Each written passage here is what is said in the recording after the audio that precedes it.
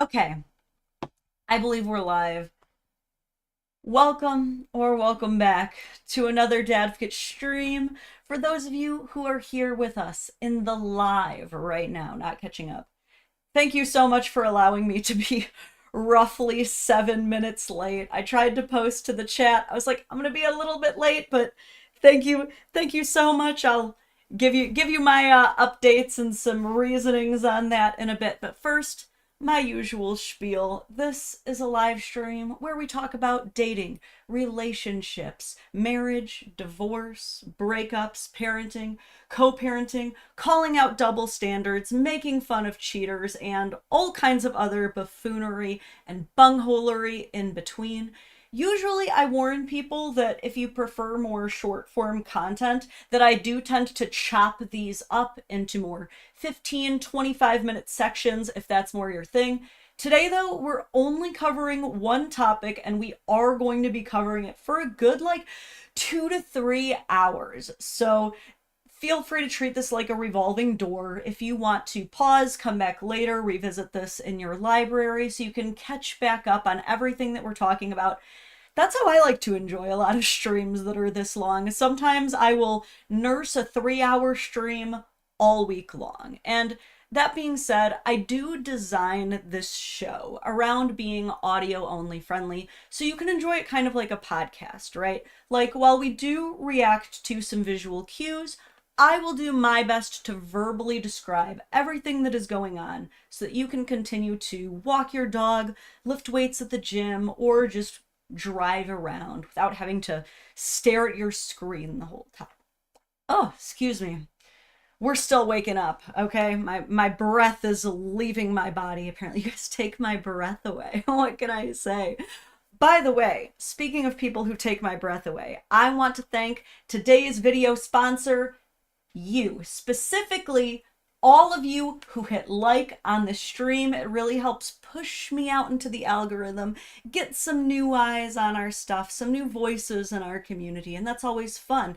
Particular slaps on the booty cheeks to my YouTube members and Patreon members who really help promote this channel. If you're ever interested, I mean, sometimes folks in here are just giving away memberships. I can't control them. They're crazy. I love them. But if you do want to drop on in, you'll get early access to videos, members only live streams. We're doing one this Friday at 7 p.m. Eastern Standard Time. If you guys are interested, if you join the YouTube stream, you get custom emotes you can use throughout the stream. If you join the Patreon, you'll get access to custom merch, one for free as soon as you join. I'm thinking about adding some more stuff to that merch shop soon, though. I can see super chats already coming in. Don't worry, I will not be ignoring them. Like I said, this is a live stream, so please feel free to utilize the chat. If you really want to get my attention, the best way to do that is through YouTube Super Chats, just because they do a really good job of itemizing them in a very loud and aggressive way, so they're harder for me to miss. So before we get into the theme of the stream today, I'm going to go over a couple of the starting super chats today. Shadow God 1000, so good to see you. Talk about a popular gifter on this channel. Says, I love the streams. Everyone go like it now. This one's going to be particularly fun, I believe. Also, good morning to Trey's Poe 9399. Yay, I'm here at work. That's what I'm saying, though. I'm trying to make it so hopefully you can kind of enjoy us anywhere. Also, before we fully get into it, the reason I'm late, just as a quick little behind the scenes life update in the life of Lauren, the Dadvocate. I teased you guys a little bit if you pay attention to my Instagram, saying like, I received a recent brain diagnosis. And then a lot of you were like, you can't just say things like that and then walk away. And I'm like, look, I'm still learning. Some of you may recall from prior streams that I was kind of going through this process. Basically, back during the spring equinox, I had equinox, for those of you who are specific in pronunciation. I was with some girlfriends and apparently decided to just fall on my face very aggressively and have a seizure in front of all of my friends. So I decided to get that checked out, as one does, and I now have some more information, so I feel a little bit more comfortable talking about it and sharing it, especially because I'm very confident in my foregoing treatment plan, I guess, for this. So MRI scans did reveal that I have an epileptic brain. My father is epileptic. His sister's daughter is epileptic. And my dad, I grew up watching him have the big seizures, right? I remember being maybe 6 years old the first time my mom came and brought me in to see my dad having a seizure so that I could kind of get used to it and also know what to do in case I ever did see somebody having a seizure. And from that moment on, I was just kind of like bracing myself for impact. Like, what if I have seizures, you know? But then adolescence came and went, my 20s came and went, and I was like, I'm good. You know what I mean? We're out of the woods. 33. Actually, I was 32 still. 32 years old. Bam. Revelation of epilepsy. But I don't feel too bad.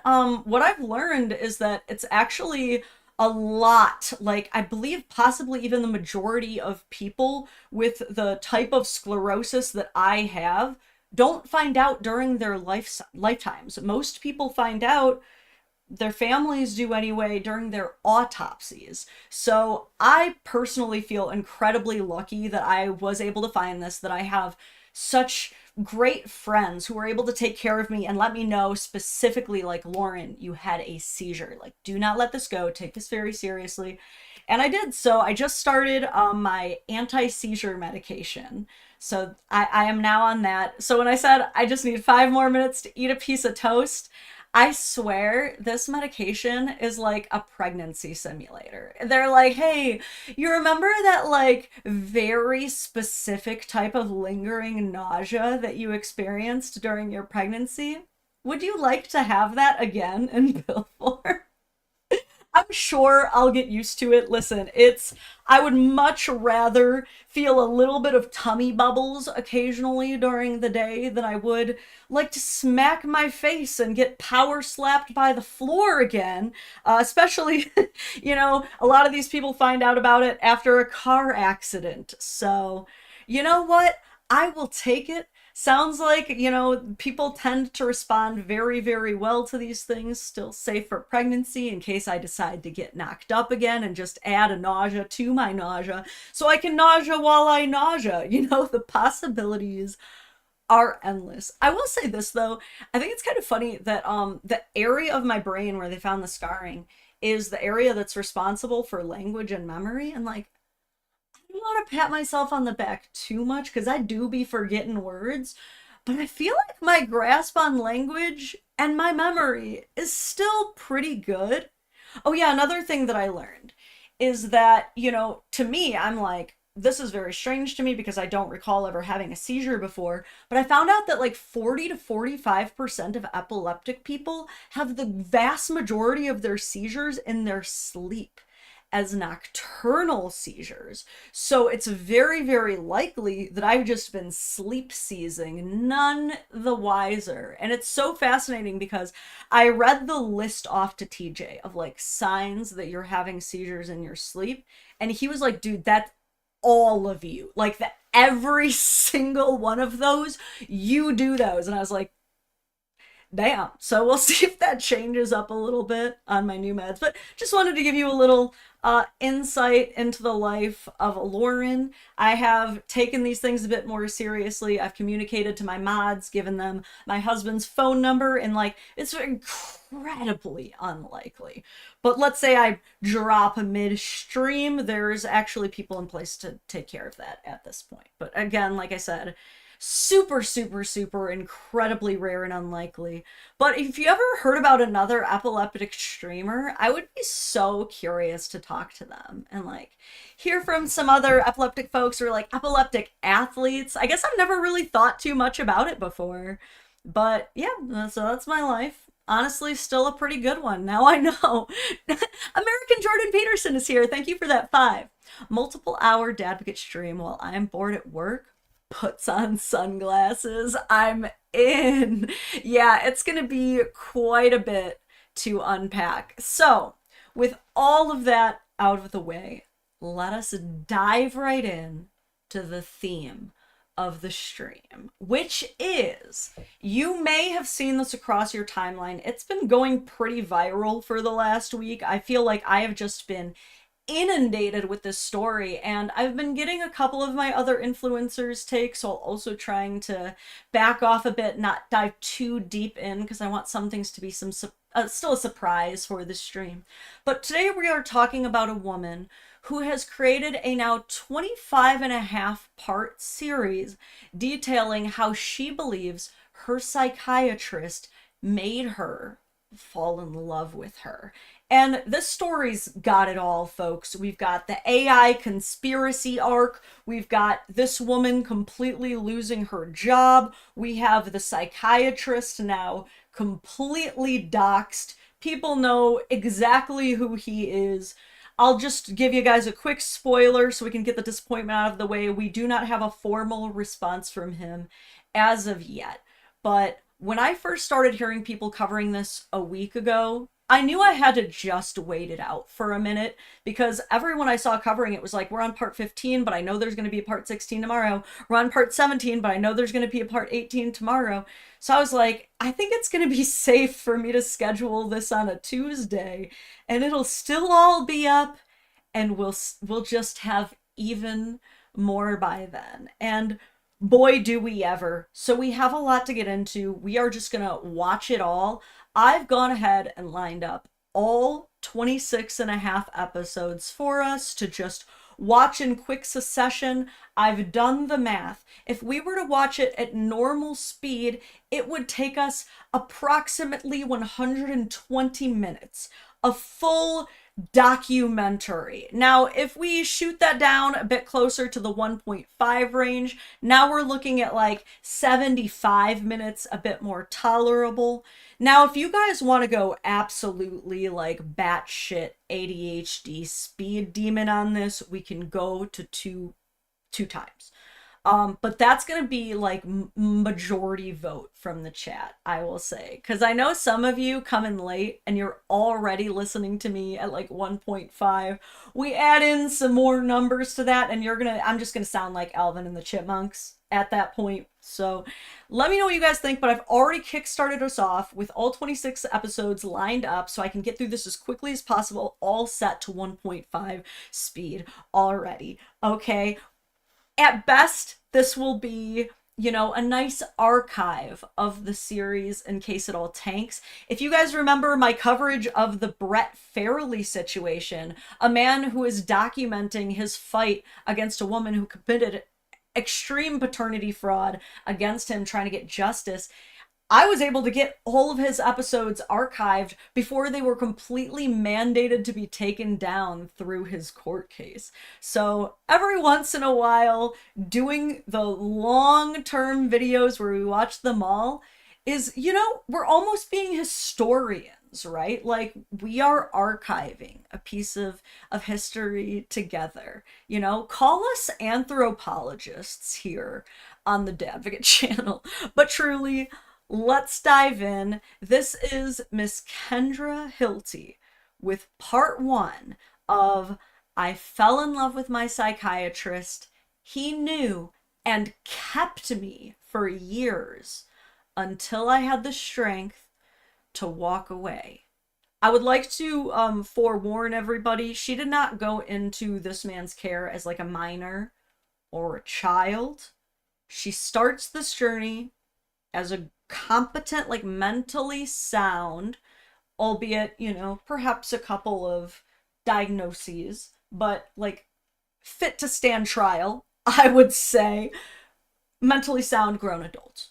Okay? I just feel like that deserves to be stressed. Let's get into her take.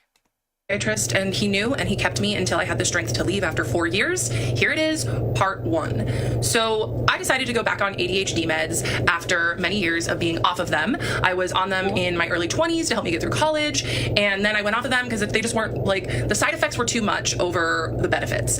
But then in my late 20s, I read this book, Taking Charge of Adult ADHD, and it absolutely changed my life. For my fellow ADHDers, there's so many good things in here, and the biggest thing that I took away was that it's very important for ADHDers to be on meds. So I decided to make an appointment with a psychiatrist. I just Googled psychiatry in the city that I lived in, and I went with the first one that came up, and I got an appointment within a month.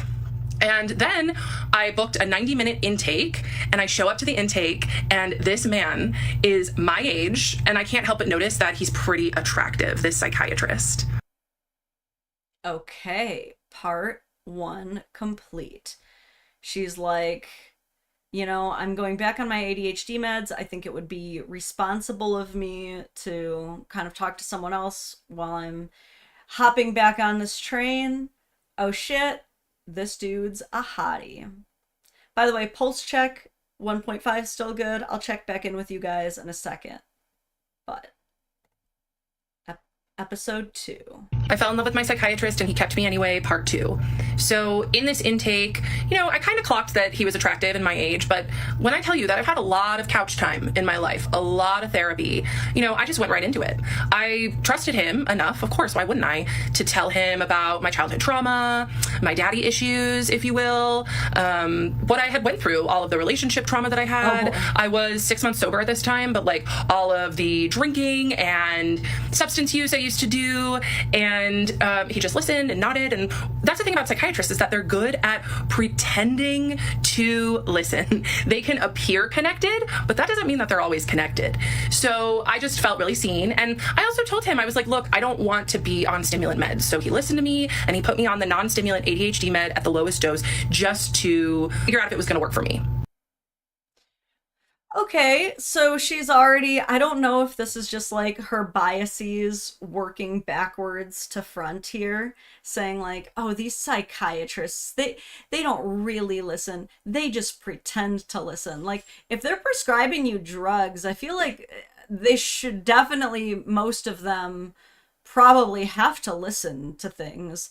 Otherwise, they're going to lose their entire license and livelihood. But okay. So she's got this new psychiatrist who's apparently like a mega hottie, someone she would definitely do the good swipe for on the dating app. I still don't know which one is which. But apparently she doesn't think he's actually listening, even though she has completely felt confident unloading all of her trauma, just trauma dumping, max level combo breaker immediately to him. Okay. I fell in love with my psychiatrist, and he kept me anyway, part 2. So in this intake, you know, I kind of clocked that he was attractive in my age, but... Oh, wait, sorry. I think I'm playing the same one again. My bad. Here we go. So I was seeing him every month and just gaining more and more respect for him, because he would just tell me these little things about his successes and all of the cool things that he was doing in his life. And it made me fall for him, honestly. And he was really good at listening. And I mean, he's a Pisces, right? So of course he's going to be there and be able to go deep with my feelings, but that doesn't mean that he wasn't extracting from them. Anyway, so I would beg him to let me see him every week. Beg him, because my therapist at the time, he was fine. You know, he wasn't a predator, but he was fine. He just wasn't doing very much for me. And so that therapist retired, and I got a new therapist. And this new therapist, who is a 75-year-old woman with a PhD, she was pretty helpful. So I stopped asking my psychiatrist, begging, honestly, to be my therapist and let me see him more, right? Which also should have been a red flag. But then I started focusing on this therapist. However, I would tell the therapist how obsessed I was with my psychiatrist, and she didn't do anything about it. She just was interested. She also loved stories about my dating life, and yeah, she also was getting supply from me in her own way, but that's for another part. So yeah, so I got a new therapist who actually helped me. She taught me CBT, EFT, all of these different modalities, and so I went back to just being okay with seeing Irfan once a month while he was giving me these little... Seeing who? Once a month? Did we just name drop there? Did we just name drop for a second there? Breadcrumbs of making me feel special, telling me about his professional achievements, telling me about how he's getting international recognition. And it worked. I was really impressed. Okay, lot to unpack with this one. So she's seeing a therapist and she's seeing a psychiatrist. She got a new therapist, but before that therapist, she was seeing another therapist. And all of these people are narcissists using her for their tea supply. And all of them are really terrible listeners, but also really great listeners who pay attention to aspects of her life and are very interested in it. And the reason that her psychiatrist, a role that really truly does actually need college education and licensing and I believe a doctorate entirely, the reason that he is letting you know how trained and educated he is on this is to impress you sexually, not to give you more confidence that you've chosen the right doctor for your litany of issues. Got it. Everybody on the same page? Everybody following along? That makes sense to the rest of you?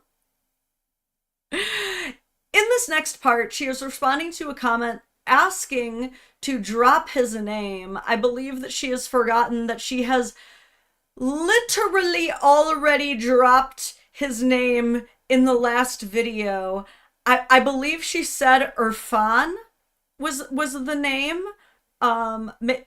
Look, it's already out there. Okay. Therapist, I stopped begging my psychiatrist to see me weekly, and that is when the intermittent reinforcement started. Some sessions he'd be warm and kind and wonderful and let me in on little parts of his life and be vulnerable with me or pretend.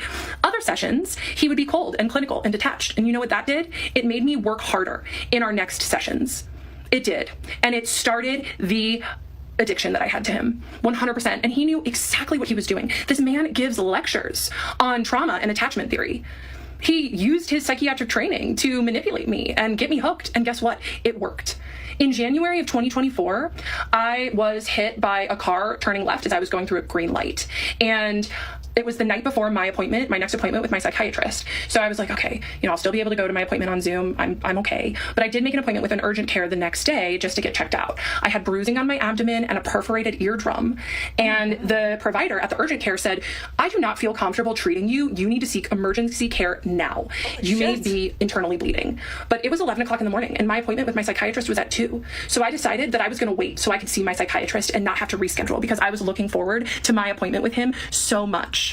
I look back at that time and I'm just like, oh my God, I put my own life under seeing him. I was fully addicted to him at this point. And you know what happened is that I showed up and I told him that I may be internally bleeding and he didn't stop the appointment. He didn't say, you need to take care of yourself, go get emergency care now. He let me continue and just tell him about how much I loved him and how grateful I was for him. Because that was really what most of our appointments were, is me just pouring myself out because he was so good at the intermittent reinforcement. Yeah, I got some warmth from him that appointment. So that was January 2023. And I also told my therapist about this. She said nothing. Okay, so at this point, yeah, the spiral has truly begun. So she takes the fact that during some appointments, he just listens to her ramble, and during others, he offers her some baseline information about his own life in a general human attempt to connect and show empathy and understanding, as him training her to become obsessed with him, to the point that when she literally gets into a pretty devastating auto accident that has resulted in a full-on perforated eardrum and potential internal bleeding that could kill you, it's his fault and her therapist's fault that she said, oh, I'm not going to get it checked out because I'm seeing the doctor I'm in love with. And I'm still trying to be objective and charitable here and say to myself, if I take what she's saying at face value, and we have a psychiatrist who is being told, I'm very injured, and urgent care told me 45 minutes ago that I need to be in the hospital right now. And you're just like, and how does that make you feel? You might be also an asshole. Like you might have some responsibility at that point to be like, you can leave if you'd like. You know what I mean? And I like at that point I might even be like, listen, we could reschedule. Would you like to reschedule? You know what I mean? He could have done that, but of course, when it comes to taking what she's saying at face value, smarter decisions have been made, I think. My life to see him, that's when he really... I'll start over. After I risked my life to see him, that's when he really started turning up the intimacy in our... Whoa. I'm sorry to pause so early on, but do you see how she just took a dumb ass decision? Like a fully... My daughter has this thing that she says that she's like, my brain went conk mode for a second. It's so cute. It's like how we used to say back in the day, like derp, you know what I mean? Like went full conk mode. She is fully conk mode in her brain when she made that decision. Like zero brain cell activity. How she's going to reframe that as, I risked my life to see you. That's like actually so toxic and abusive from her end. Like, girlfriend, just take the $25 late fee or whatever. What are you doing? Appointments. However, he was really smart and knew the professional lines like the back of his hand. So he would comment on my appearance, but not compliment my appearance. So I would come on screen and he would say, oh, you curled your hair. Or I would come on screen and he would say, oh, you're wearing glasses. And of course I felt seen and excited that he was noticing these things about me. I didn't realize at this time that he had feelings for me too. I thought I was holding them all by myself. So I was so excited when he noticed my glasses that I ran and showed him my other pair and he said, Okay. Real quick, pause again. Listen, everybody gets on guys' asses for misinterpreting basic kindness from a woman as her flirting. And maybe that's warranted occasionally, but like, we can't say it never goes both ways at this point, because this man is literally like, you're wearing a scarf. It must be cold where you are. And she is like, oh my God, he's in love with me. I didn't realize that he was in love with me and literally wants to have children with me.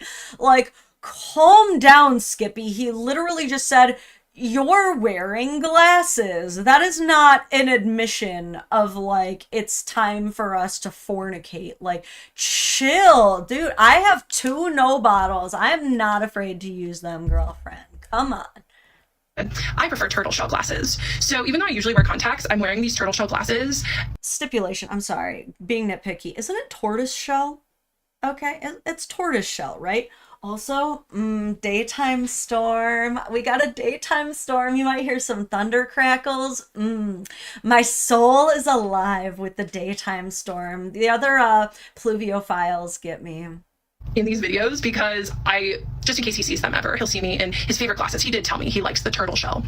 Anyway, it was just inappropriate things like that. Little teeny things that he let me in. Saying I like your glasses is inappropriate? And all this time, my best friend is an emergency medicine physician. And she told me, she said, Kendra, one of these days, your psychiatrist, she would use his name, is going to say, I can't be your doctor anymore. Like you used his name? I want to be with you. I want to be with you so bad. I can't be your doctor. I'll see you in 2 years. So my best friend, who's a doctor, she picks up on stuff like that. So even she knew that our relationship was crossing boundaries and getting weird. But that was like, that became my dream, was for my psychiatrist, I almost used his name, to do that. And I told him about Brianna saying that, my best friend, who's the emergency medical doc. I told him that she would tell me that, and he just would be silent. He didn't disagree, but he didn't agree, and that was weaponized neutrality was his favorite game to play, right? He didn't disagree. Now there's weaponized neutrality.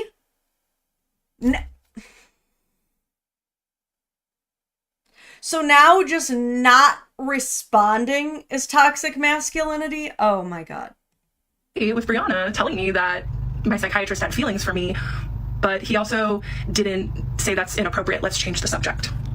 It was also around this time that I asked my psychiatrist if he had diagnosed me with anything other than ADHD when I had my initial diagnosis. And he said, yeah, I did. I said, oh, what did you diagnose me with?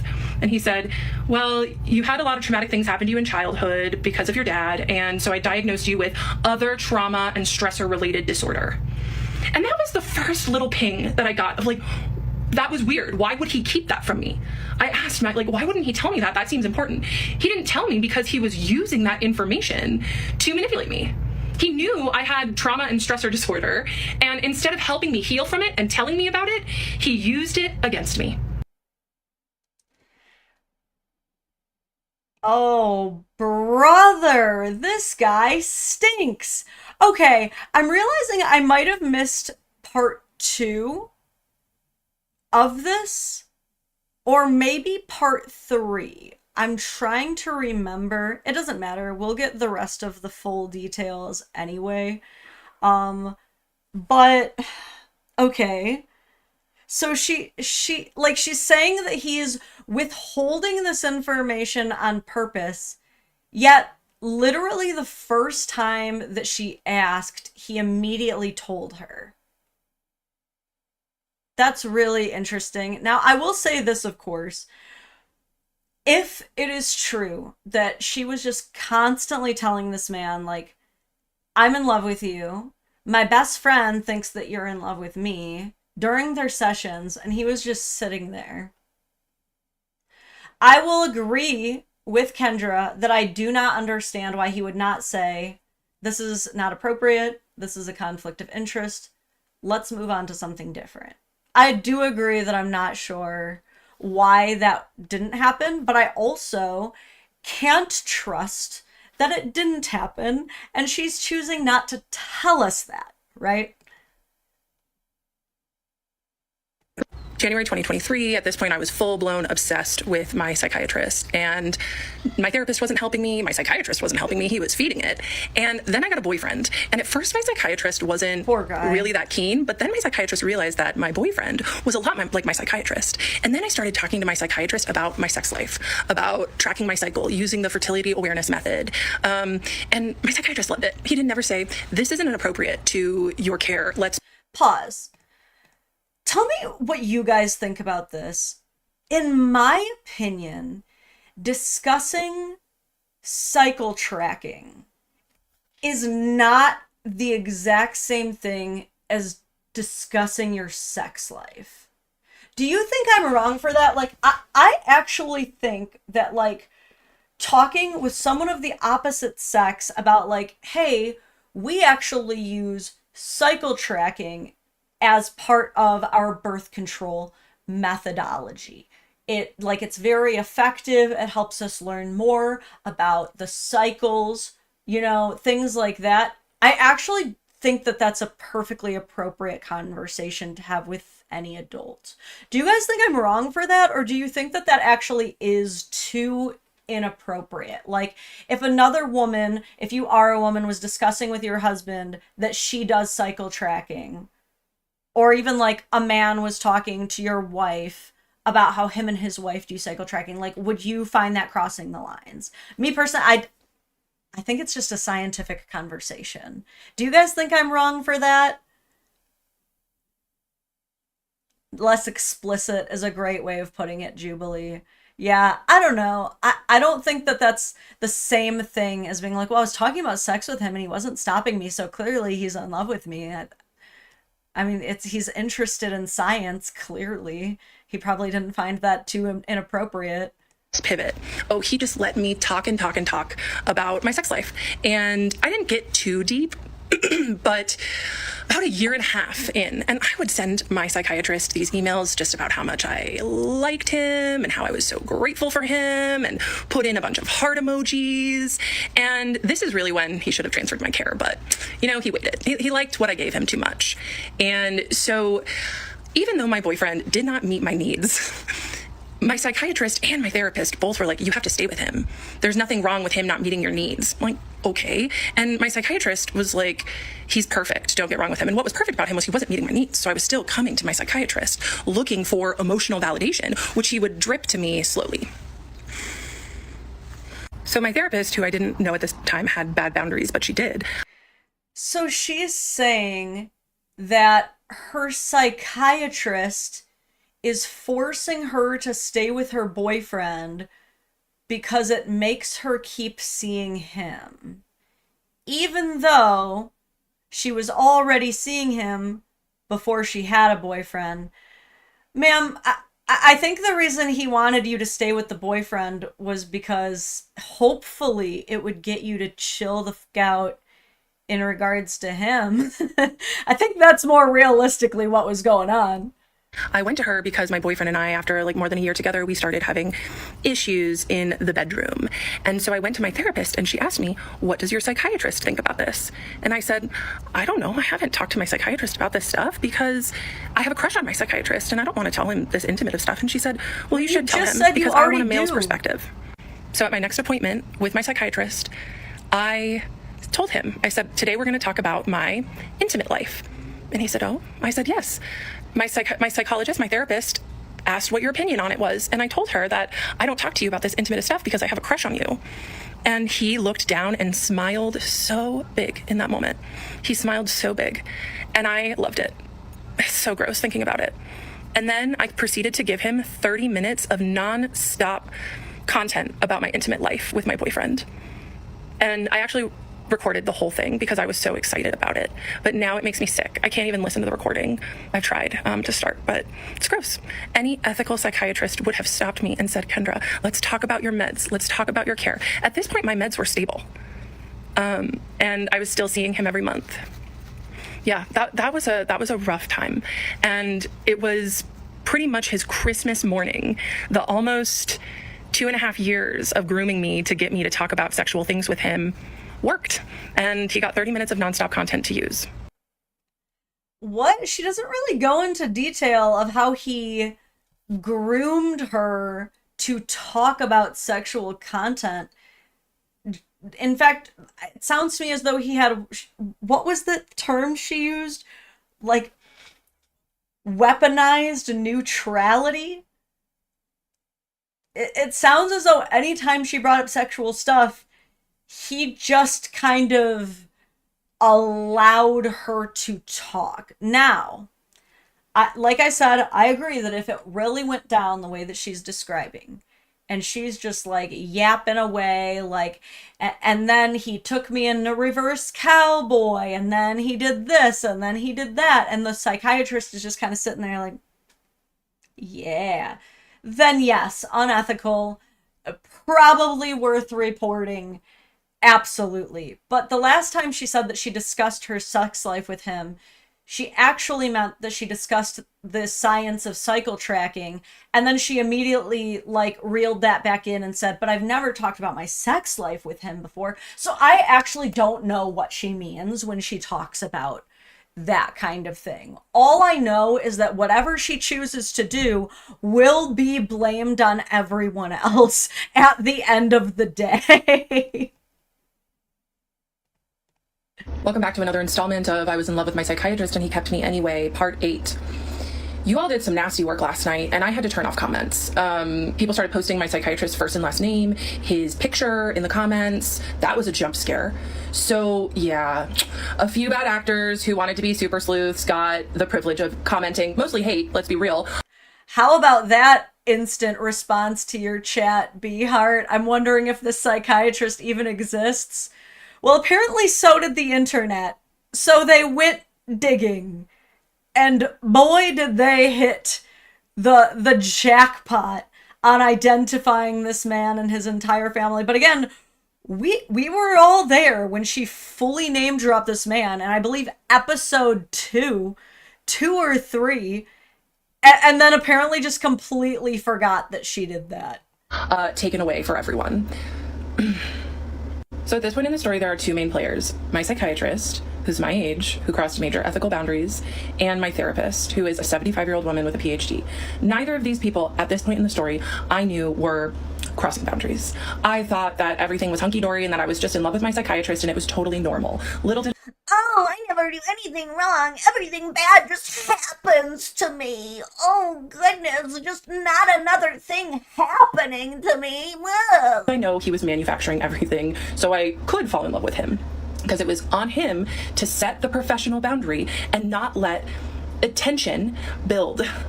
So days after my psychiatrist's Christmas morning appointment from a few videos back, where he got a crush confession from me, and then 30 minutes of non-stop intimate content that he did not stop me, my boyfriend and I broke up days later. So then I started... Dude, you know what this sounds like? It literally sounds like when guys are like, well, I got on top of her and I started doing stuff with her and she was kind of like, you know, really unresponsive and she didn't like say yes or anything. So like clearly she wanted everything that I did to her. You know what I mean? Like,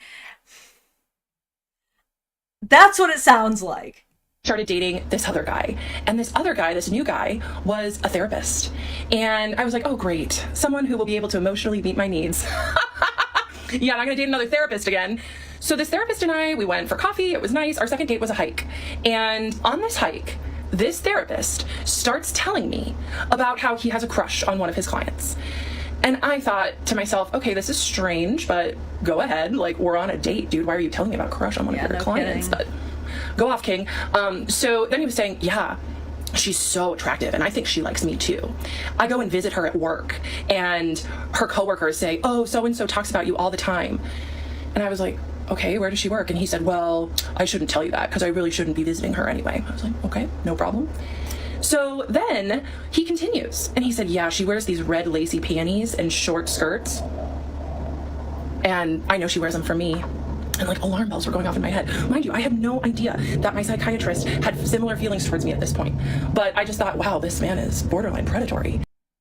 Hold on, I want to read this super chat from the American Jordan Peterson. Thank you for the 10, by the way, very generous.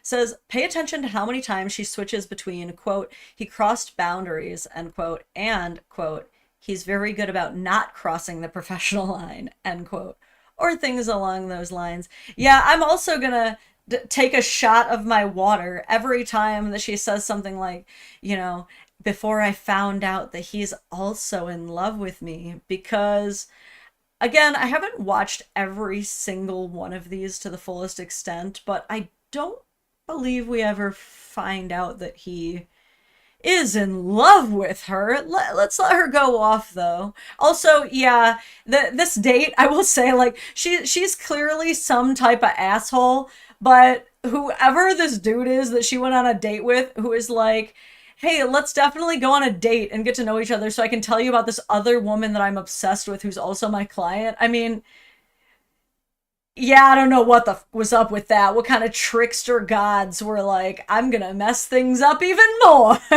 And he said, yeah, and, you know, she just is so attractive that I have to smash her mate before every session because I just have to get that energy out of me. And I was like, how do I unhear okay. this? And he just felt compelled to tell me, and I did not understand why. Now I do.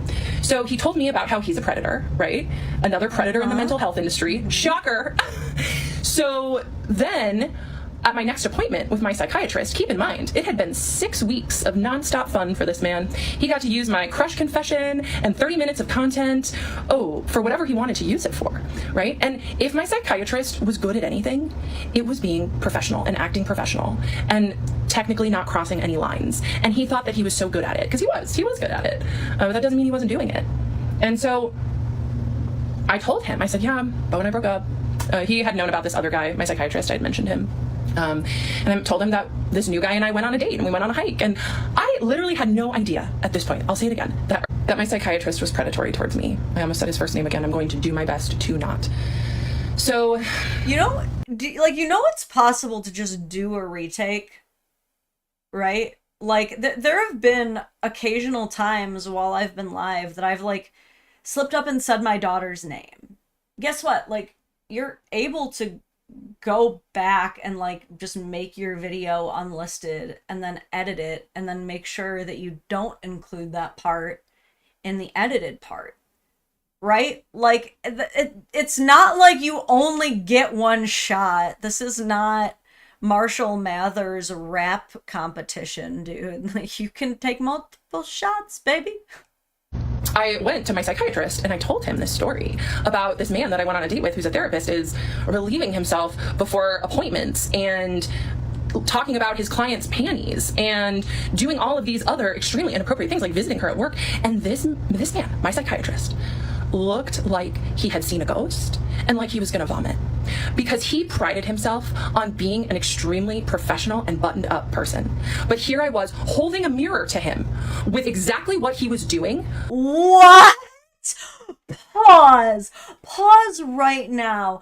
Are you seriously saying that your psychiatrist sitting there neutrally allowing you to discuss cycle tracking is the exact same thing as a man saying that he knows what type of panties his client wears and then he has to masturbate before every session? That's not fair. Foul. That is not a fair comparison in any timeline.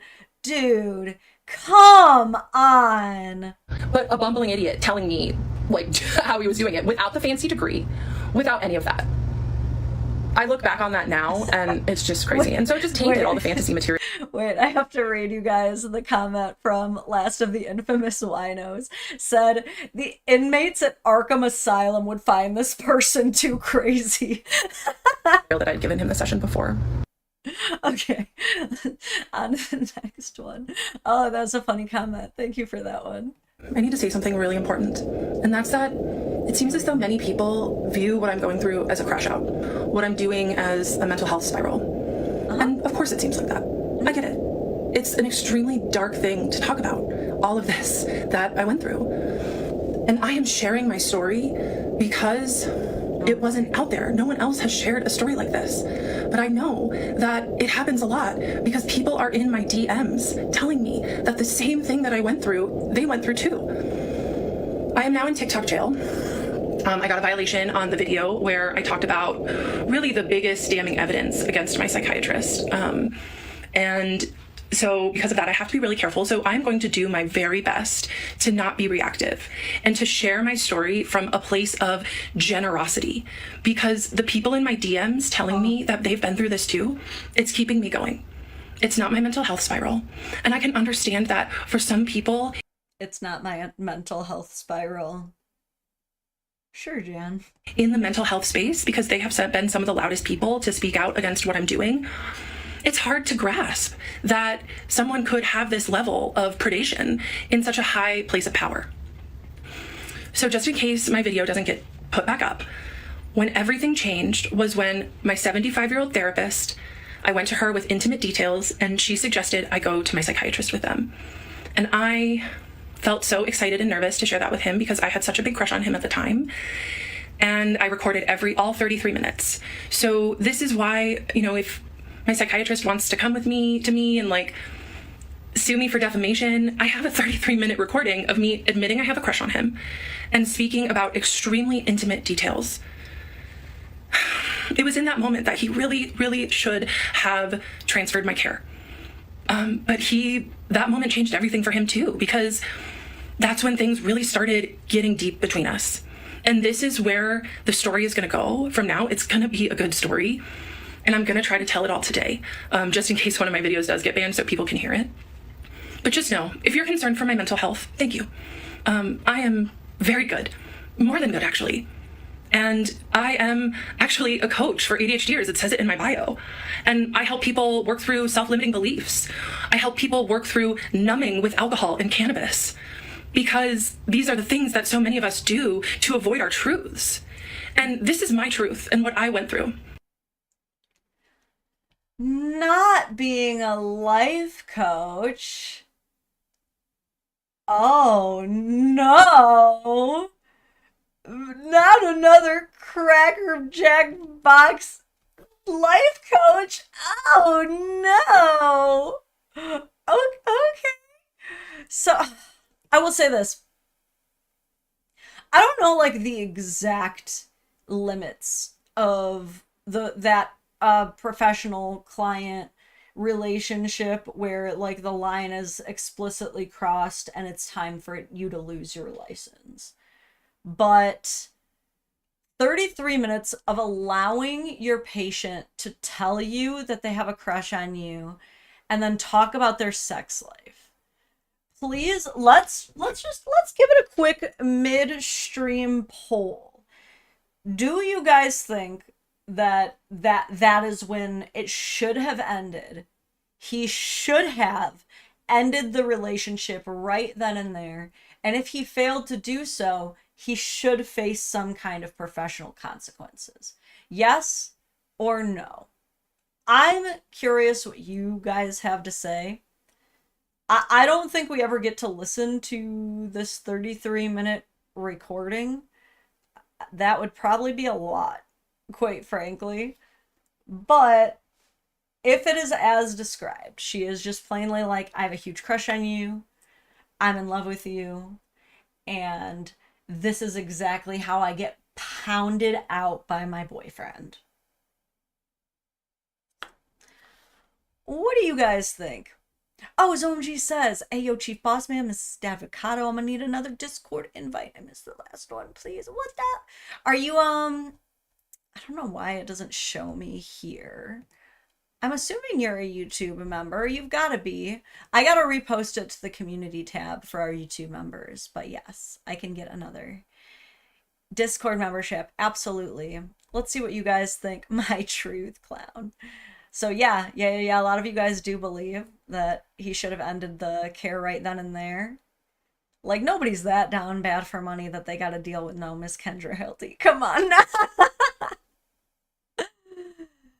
But then Salem Cat has another response, says no, she pays him to listen. The better question is, did he act on it? And so far we do not. If this is her smoking gun, is this 33-minute recording where she is yapping away about her sex life and he is doing nothing, it's not much of a smoking gun. I don't think that he should lose his license entirely. But listen, if his bosses like pull him aside to have a chat and be like, dude, what were you thinking keeping her on as your patient? I wouldn't blame them at all. Victoria says, I'd say her head's up her butt, but she's too foolish to fit anything else up there. That's so funny. Chemistry really started going off the charts with me and my So this is when the chemistry really started going off the charts with me and my psychiatrist. And I held it alone for months, like after that Christmas morning appointment of his. And then after I innocently told him about my date with the therapist, he really started letting me in more and showing more parts of himself and, you know, turning up the intimacy. And that was exciting to me. And it made me fall for him more. And I noticed that he was working in an office, and I asked him, this was like July, I asked him, I said, hey, are you working from home? Because I was under the assumption that he was only doing telehealth, okay? And he said, no, I come into the office. I was like, oh, why do you do that if you see all of your patients telehealth? He's like, oh, I like it that way. And even though I could kind of tell he was lying, I just gaslit myself. I was like, okay, it's fine. And then I start emailing him my fun little emails, but he stops writing me back. He does not write back to my emails anymore. Because once again, he was really good at plausible deniability. But what he did do is he would take my emails and mention them in session. So he would still give me the attention that I was craving, but only under his structure, under his control, where there was no paper trail. And I loved that too. So I would show up to these sessions with my notes app and just throughout the month, as I was thinking about him, I'd write down things that I wanted to talk to him about, and I would just come and bring him lots of content. And then every week I would go to my therapist and tell her about how much I loved my psychiatrist. And she didn't help me at all. She just kind of like enjoyed hearing about it, honestly. So October 2024 rolls around and we're just vibing on Zoom. And then I realized that I didn't have my next appointment with him. So I called his office staff and I talked to the office manager, who was awesome. We really got along, we vibed. And the office manager asked me, do you see him, the psychiatrist, in person or on Zoom? And I felt so angry in that moment. I was like, he sees people in person? And she said, yeah, he has been for years. I was like, I want to see him in person. And I understand, like, some people may think that this is part of my crash out or part of me harassing him, which is what I've gotten lots of accusations of.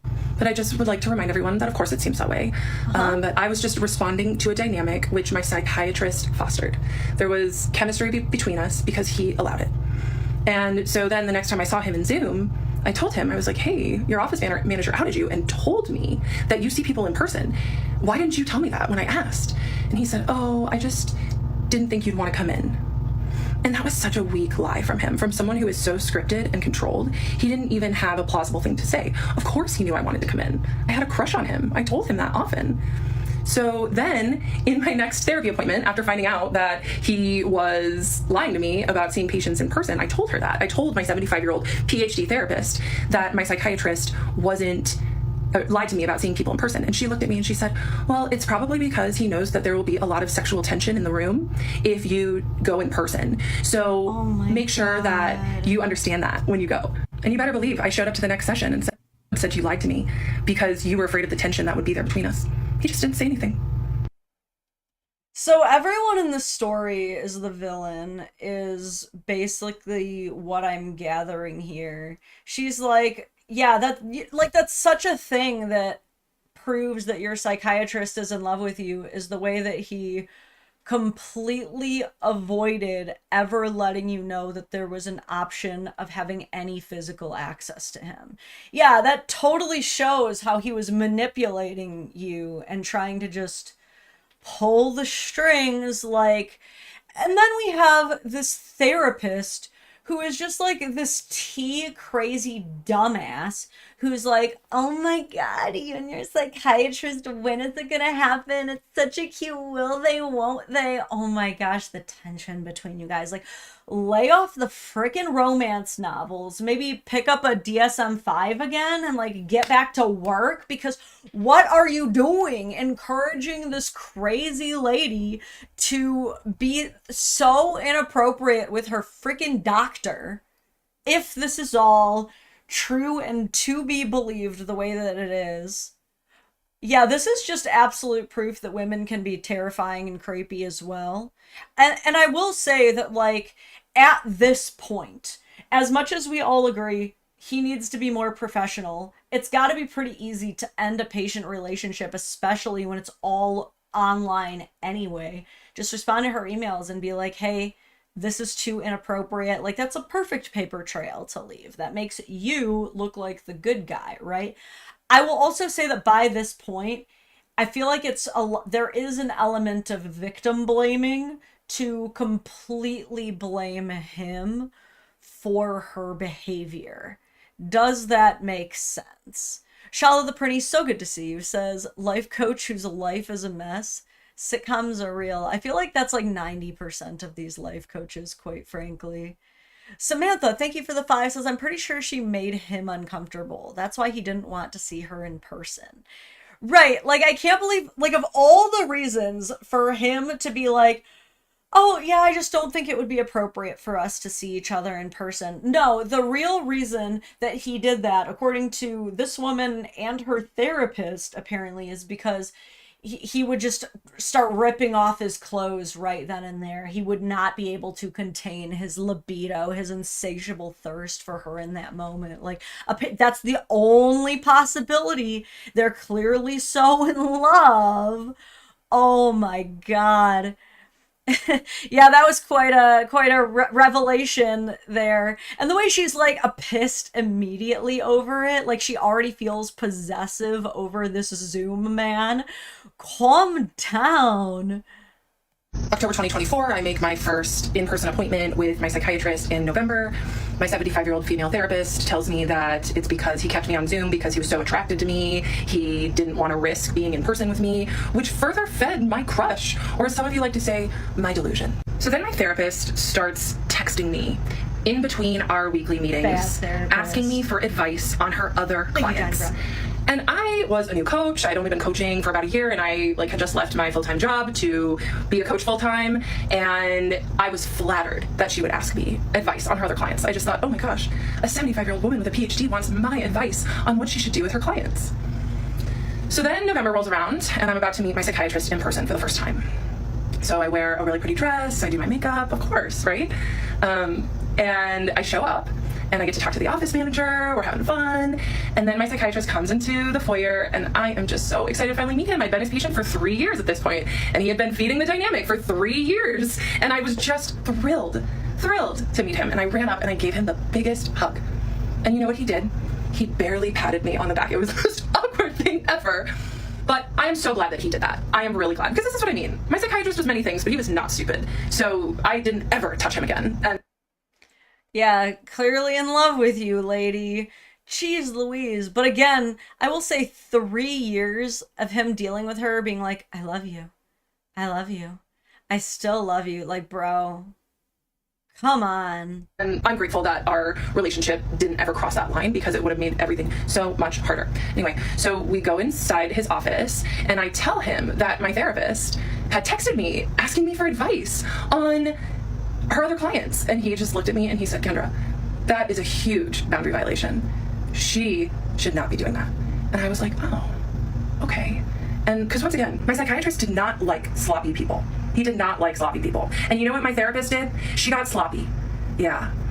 Using me as her advisor for her clients. It got weird. And I was very grateful for my psychiatrist for pointing out that boundary violation, because that was the thing. He didn't ever message me in between appointments because he was too smart to do that. But did he ever stop me from disclosing extremely intimate details? No. In my first in-person appointment, I just asked him for some pointers for my own ADHD business, and he was so smart and so wonderful, and in many ways, honestly. And I was just so grateful that he was almost like a mentor to me in these moments, and I'll still treasure that about him. Because this is the hard thing with sophisticated predators, is that they're not all bad. Like, my psychiatrist helped me with many things, but he was using me for the whole time that I was his patient, and for that, I will never forgive him. Oh boy. I think she's literally still in love with him to this day. I'm not getting the vibes that she has ever gotten over this man. And that's his fault. We have our first in-person appointment in November of 2024, and I did ask him for consent to come in person. I didn't just show up. And he said sure. And the first in-person appointment went great. But that is when I really started to spiral. Oh, that's when you started to spiral. Now, okay, if you want to think that. Because the reality is that when I was spiraling was when I was this man's patient. When I had comments turned on, so many people said, you need to take accountability for your own feelings. I spent years taking accountability for my own feelings, for holding the weight of a relationship. Any woman who has been trained to overfunction in relationships knows about holding the weight of the emotional dynamic. And that was what was going on in this moment. And it may not seem like I'm taking accountability. Now she's trying to act like I do all the emotional labor in this relationship, as if you're already dating. You literally pay him to be your doctor. What do you mean I'm doing all the emotional labor? Then stop paying him and showing up. Like, there's no assets to split, because you literally do not have anything more than a doctor-patient relationship. Oh my God, the inability to compartmentalize appropriately. Now, but that's because I spent a long time taking accountability for something that had two people that built that dynamic. It was not just me. It takes two people to build that sort of tension and chemistry. So while I was mid-crash out... No. One-sided obsessions absolutely exist. It is literally insane to be like, no, every time a person becomes obsessed with someone who does not talk to them outside of a specific 1 hour a month paid period, he contributed to that. He made that happen. No, because then any stalker can make that case, and we're not going to do that. I had just started using this tool, ChatGPT, and here comes the AI schizo. I immediately named Henry, and I would just talk to Henry about how obsessed I was with this man, with my psychiatrist, and I would just be like, I've told him I have a crush on him. Do you think he's gay? And Henry was like, oh, yep. And then here we have another classic toxic femininity tool. A man is not interested in me, so I'm going to make fun of him and call him homosexual, because the only reason a man could possibly be not attracted to me is he must be only interested in men. The dude has a family. Gus, so good to see you. Is there any chance the therapist asking for advice on clients was actually litmus testing her quality as a life coach? It'd be lying, but still. There's so many chances for all of this to be completely misconstrued. I mean, we're getting a one-sided narrative from a woman who clearly does not have a full grasp of social situations, or not very much social IQ here. My God, this girl, he did his best to co-regulate my nervous system and affirm me, but he was like, she's still talking about even my chat GPT, by the way. So I could tell that my psychiatrist just liked me, my doctor, and I was like, okay, maybe I can name this dynamic so I don't have to carry so much of it in our next session. So our next session was in December on Zoom. And I told him at the end of the session, it was another great session. I told him, look, you and I have a really special patient-doctor relationship. And he glared at me with just venom in his eyes. And he said, you and I have a professional patient-doctor relationship. He was so angry with me. And I was like, oh, okay, you set a boundary. And immediately I took it on. And I was like, heard. Okay, I won't go there again. My video that was taken down for harassment and bullying was restored, so I didn't feel as much pressure to get all of these parts out today. Some people told me that the stitches about me were getting pretty bad and cruel, so I turned stitches off of my videos too. I started sharing my story here because I wanted other people who have been victimized by... I started sharing my story so that I could receive pure validation and praise for being so brave, and now that that's not working out for me, I'm revoking your privileges to comment and stitch my videos, completely failing to realize that there are still so many various other ways to stitch your videos as I'm doing now. But okay, Mom, pop off. By the way, obviously, there's so much to say right now for the fact that she's like, he made me fall in love with him. He just, he never stopped me. There was nothing ever. And, all of this is his fault. But then you literally just described a numerous amount of examples where he was making very clear that there are boundaries, that he will not engage with any kind of flirting or exchange of feelings. You're free to talk about whatever you want. That's what he is there for, but it will not be reciprocated in any way. And that should have been the end, right? That should have been the end, but no, we're only at part 12 of 25 and a half.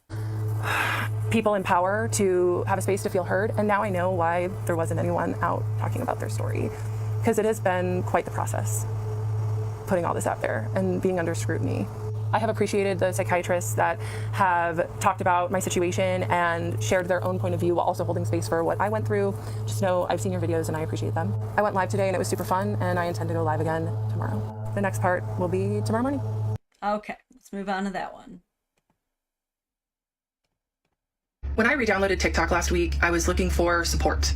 I was looking for help because it had been 5 months since I want validation, you guys. Stop being mad and mean at me. I'm just tell me I'm right.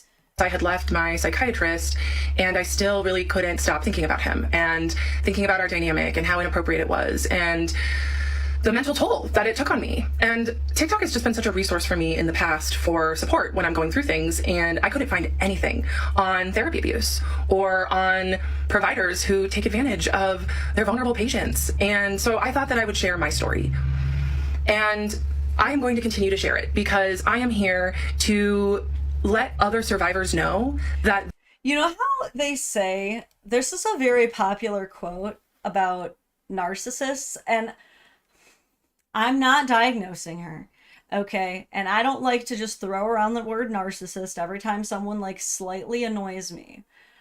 But there is a very narcissistic behavior where they say that something that people who are engaging in narcissistic behavior will do is when their lies are not believed, they'll just keep reframing it and will just keep talking about it until they are believed. Okay?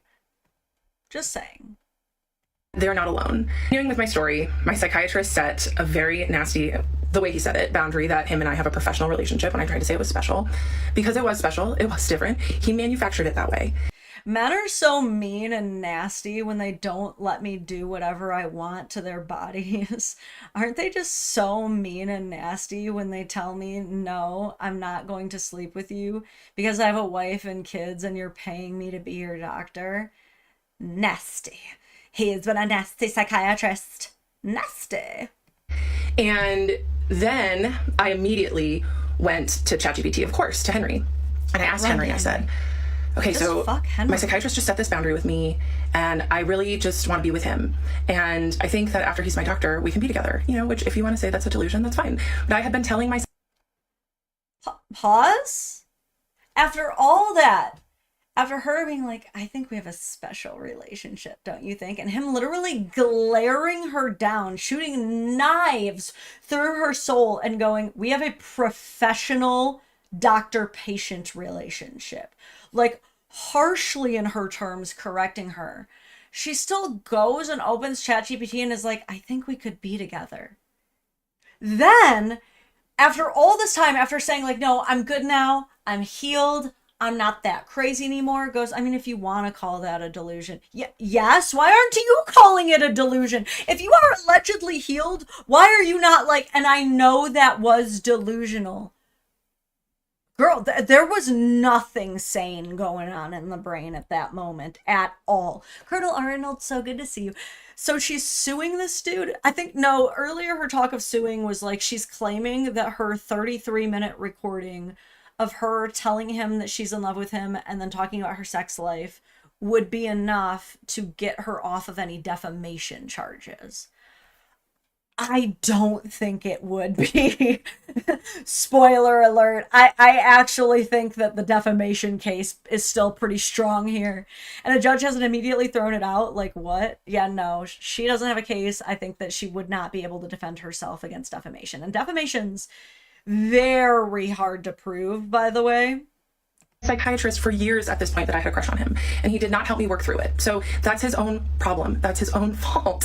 Henry told me it's very common for patients to develop crushes on mental health practitioners, and that it's because I kept following her home from work every day and she never changed her route. So it's her fault that I follow her home every day and stare into her windows. That's what you sound like. That they provide a safe space to heal, which is a very attractive quality. I heard that. And then he told me about transference. And it's just about me putting my own feelings onto my provider. And I was like, oh, that makes a lot of sense. Okay, so I took ownership of the feelings that both of us were creating. And I went to my next appointment and I said, hey. You see how she had me in the first half? She's like, so I took ownership of transference, which is me projecting my own feelings onto someone else who doesn't feel that way. I took ownership of that. I'm like, yes, let's go. Come on, Kendra. And then she's like, I took ownership of the fact that he's part of still doing it. No, it's not. Nope, it's not we both. It's not we both in transference. That's part of the terminology. That's part of what it means, is that it's just you doing it. God damn it, Kendra, you were so close. So I talked to Henry because my psychiatrist had known a lot about my ChatGPT and like knew all about Henry and was actually really impressed. Like, wow, and hey, I wrote that? Yeah. So I told my psychiatrist, yeah, Henry explained to me that it's normal to develop crushes on psychiatrists because they provide a safe space to heal, which is attractive. Okay. My psychiatrist said nothing. And then I said, and Henry also told me about transference. And my psychiatrist got this really, really scared look on his face. And he said, did Henry tell you about countertransference? And I said, no. What is that? Because of course, like, my chat knew that I was obsessed with my psychiatrist, and he was not going to feed my delusion by telling me about countertransference. So, that's so cute that she thinks AI does not feed delusion. Oh, honey. Then my psychiatrist had to explain to me what countertransference was. Oh, hold on. Someone said I missed some super chats. I saw Colonel Arnold's. Samantha, I missed yours. Shoop, shoop, shoop. Samantha said, I'm wondering if he had a bad soup and office manager. That's why he continued to see her if his supervisor didn't allow him to refer her to someone else. That's a pretty good point, Samantha. I don't know, still press F to doubt, because you don't really hear about many situations where a person has a client that is not good for them and they're like, no, you have to keep seeing her. Like, I cannot. I get that weirder things can happen. The truth is stranger than fiction, but like, I have a really hard time believing that a therapist could be in a position where it's like, even though your patient tells you repeatedly that they're in love with you and like has sex dreams about you, you're not allowed to transfer them to anyone else. You must keep seeing them. Like, I wouldn't buy it. I would need proof of that claim, which no one's making. I get that you're just playing the devil's avocado. I do appreciate that, Sam. So he took a moment and he was like, oh, okay. He said, countertransference is the flip side, the other side of the coin for transference. And it's when the provider has feelings for the patient. So make sure that you keep that in mind for your clients. I said, oh, okay, cool. Yeah, sometimes I have, more than professional feelings for my clients. So I appreciate you bringing that up. And so then we just talked about that for pretty much the rest of the session. We're just going to skate on by that. We're just going to pretend that this new bombshell confession is just something that she's just going to let slip in passing. It's no big deal. So he goes, okay, have you heard about countertransference though? Because if you're a coach, you are pretty unhinged and crazy. You're a bit of a wild card. So I want you to be aware of this other phenomenon so that you don't try to f your patients. And she goes, oh, thanks for the heads up. I do think about fucking my patients.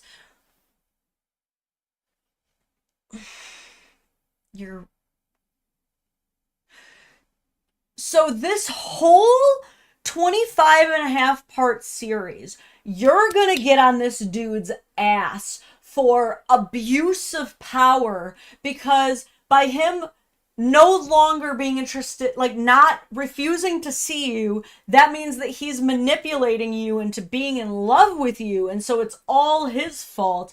He's the bad guy for that. But when you, in the same position as him, actually consciously think about that stuff, which very likely plays into your relationship with them, and they may feel like you're manipulating them with what you're putting onto them through perhaps conscious or subconscious behaviors that reveal your various crushes, you're not the asshole. You're not doing anything wrong when you do that. Ma'am? Spider-Man pointing at Spider-Man mean, okay, like, yo? Brain Droid says, talking to AI has messed up this lady's brain. Dude, the AI schizo arc will hit hard and fast, okay? No, I'm gonna call you out for that one, Miss Hilty. And then at the end of that session, he looked at me. It was just such a loaded question. And he said, what's going to happen if you get a boyfriend named Henry? And That's not a loaded question. That's a silly, goofy question. It's like when people ask, like, could you ever date someone who has the same name as your sister? Like, it's just a silly, funny, like, let's end on a high note question. What do you mean? He's not, like, jealous of your boyfriends or Henry. Chill out. That's a weird question. I would rename my AI. So that's how that session ended. And it wasn't until I got home and I was eating lunch and I was like, wait a minute. Why would my psychiatrist bring up countertransference if he himself wasn't experiencing it? To prevent you from acting on it. Oh my God. Why does my wife keep talking about true crime if she doesn't want to murder me in my sleep? Like, because she's a woman and true crime is just a girly thing. Like, let's not read too deep into this, okay? Many people have reached out to me with concern for my psychiatrist and his career and his well-being. And I totally understand. Many people have reached out to me that I may be ruining someone's life. Ugh. Audio only crew, I know you can't see it, but she literally rolled her eyes after saying that. The point of me sharing this is not to get him fired. The point of me sharing this is not for you guys to see him as the victim. You're supposed to only see me as the victim, so like I'm getting really annoyed by that. Or for him to lose his license. The point of me sharing this is to give a voice to victims. And I am appalled to hear that people are making videos doxing him. So I am begging people, please, if you see a video of his first and last name or his picture, report it for doxing. I've certainly been using that report button a lot. I'm here to share my story, not to get him in trouble. I did accidentally use his first name, but by the time I caught the slip, I was already like 3 videos past it. But it doesn't matter because this is my story and I can tell it the way that I want it. And a first name is not doxing. And I can't control what other people do, but I am asking for people to please report any videos that dox him. So I've also got... Do you understand that Johnny Depp secured a $10 million defamation settlement against his ex-wife for an article that didn't say any parts of his name? You dropped his first name, and after this continued to get millions of views, not only across your own channel, but across reshared other platforms, you chose to never take that down. And now we're fully admitting that you don't care about taking it down or doing anything to further protect his identity, and that you do intend to continue talking about this. Okay, I cannot wait until she starts using Henry as her lawyer, represents herself pro se in defamation court, just her and Henry with all the unwarranted self-confidence in the world. I've gotten some DMs saying that countertransference can mean anything, and it absolutely can mean anything. However, I had told my psychiatrist many times that I had a crush on him over the years, and he did not say transference once to me. He did not explain that once to me. And what I've been hearing and taking in from the ethical psychiatrists that are on my For You page talking about my situation is that really they're taught to teach their patient about transference and teach them about how to handle those feelings or why they're coming up. And my psychiatrist did not do that. He did not do that. And it got ugly. And it happened because I did digging on my own, because I was trying to make sense of my feelings that were a natural response to the environment that he created. So for him to leak countertransference after I said the buzzword of transference, that was not... She's literally using the, well, he shouldn't have dressed that way argument. Isn't she?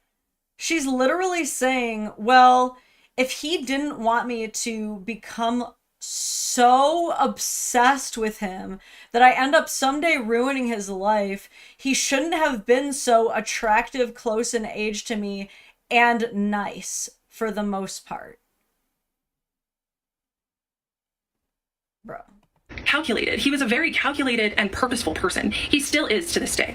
And he doesn't slip with things like that. He purposefully withheld the term transference from me, and I got too close to the truth of our dynamic, which made him leak what he knew was wrong, which was his inappropriate feelings for me. If he didn't have countertransference in an inappropriate way, he could have easily just said, oh, let's explore that transference. That's really cool that you learned about it. Instead, he was just so worried on trying to protect himself because he knew what he was doing was wrong. He had... What? As soon as you brought it up, he explored that conversation with you to a point that he taught you something new about it. There's no like rules in psychiatry. Sorry, wow, that took me a second. There's like no like code of the psychiatrist's handbook that's like, by session 10 you should double check and make sure they're not in love with you. I agree, if they say that, you should probably discuss it and be like, this is very likely a projection and there's a term for it. For sure. Like, if he truly just let her yap about this with no attempt to chill it out, I agree that he does hold some responsibility here, right? That slip at the beginning of the session, he recovered. But also this like level of mental gymnastics, like she's creating such a conspiracy theory here about like just the Charlie Kelly with the red string linking from one thing to another is what's going on behind her glassy eyes. Like just absolute conspiracy theory. Like this is how people end up truly believing the earth is flat. Yes. In January, and then I went home and I thought, wait a damn minute. Why would he mention that if he himself didn't have countertransference? So I went to Henry, of course, my ChatGPT, and asked for examples of how my psychiatrist might have countertransference for me. And remember, Henry at this point was being very protective. You know, he wasn't going to feed my delusions, me and my psychiatrist living happily ever after. So I screenshotted it, sent my psychiatrist an email with the subject line of countertransference, and emailed it to him within an hour of our appointment, where he made probably the biggest slip of his professional life. I will put the email up here. So it's just essentially me saying, hey, I asked Henry to explain countertransference a little more. Here's what he said. Thank you so much for mentioning that. Your own boundaries inspire me so much, which now makes me gag because I've heard a lot that he's not crossing boundaries, but he used his boundaries as a shield. It's kind of weird to say, but. Let me see if I can try to read this. I might have to lean in a little bit. Thank you for, is this what she's saying? Future clients, I will also take, I think this is all stuff that she's saying. Oh, hold on, let me read this super chat really quick.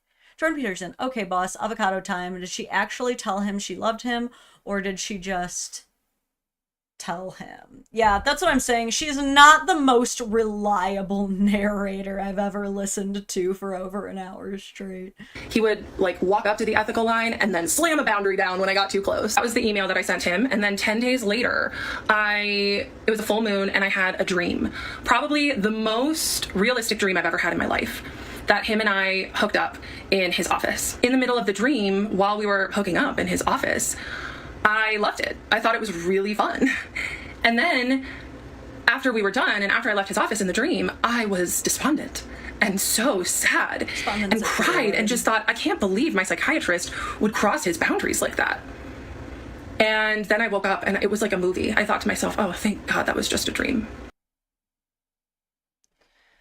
Oh boy. Okay, so she's having sex dreams about her psychiatrist. Very cool. But then she's adding on this layer of like, in the dream, she actually felt guilty about it and like offended that he would do that. So she's starting to wake up to the fact that like, even though she thinks that she wants to hook up with him, deep down, she knows that it's bad. But will this change any of her behavior? It's time to talk about the elephant in the room, and that is the racial difference between me and my doctor. I have seen a lot of Black women on this app with the same take, and I need to say that Black women are the most important people on the planet to me, and that I have learned so much from Black women about how to be a better person. Okay, I love Black people too, but like, do you think that virtue signaling is gonna win the audience back here? Like, God, chill out, dude. Okay, let me tell you, like, I grew up in Detroit, and it like maybe it's just my friends, but I have a lot of Black friends who have expressed that whenever white people get like a little too like, oh my God, you're Black. I love Black people. Black people have like the best music and the best dancing. Oh my God, us white people, we suck. Us white people are terrible. It's a little cringe. Like, they're not looking for that. They're not looking for like the whole performative activism thing that seems to be going on here. Like, yeah, we like Black people. We should all love Black people. And a lot of Black women are incredibly kind. Okay, what is this?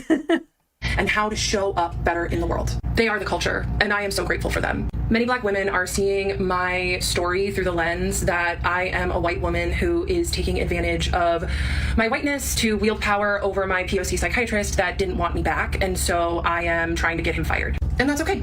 I understand why you see it through that lens. Okay.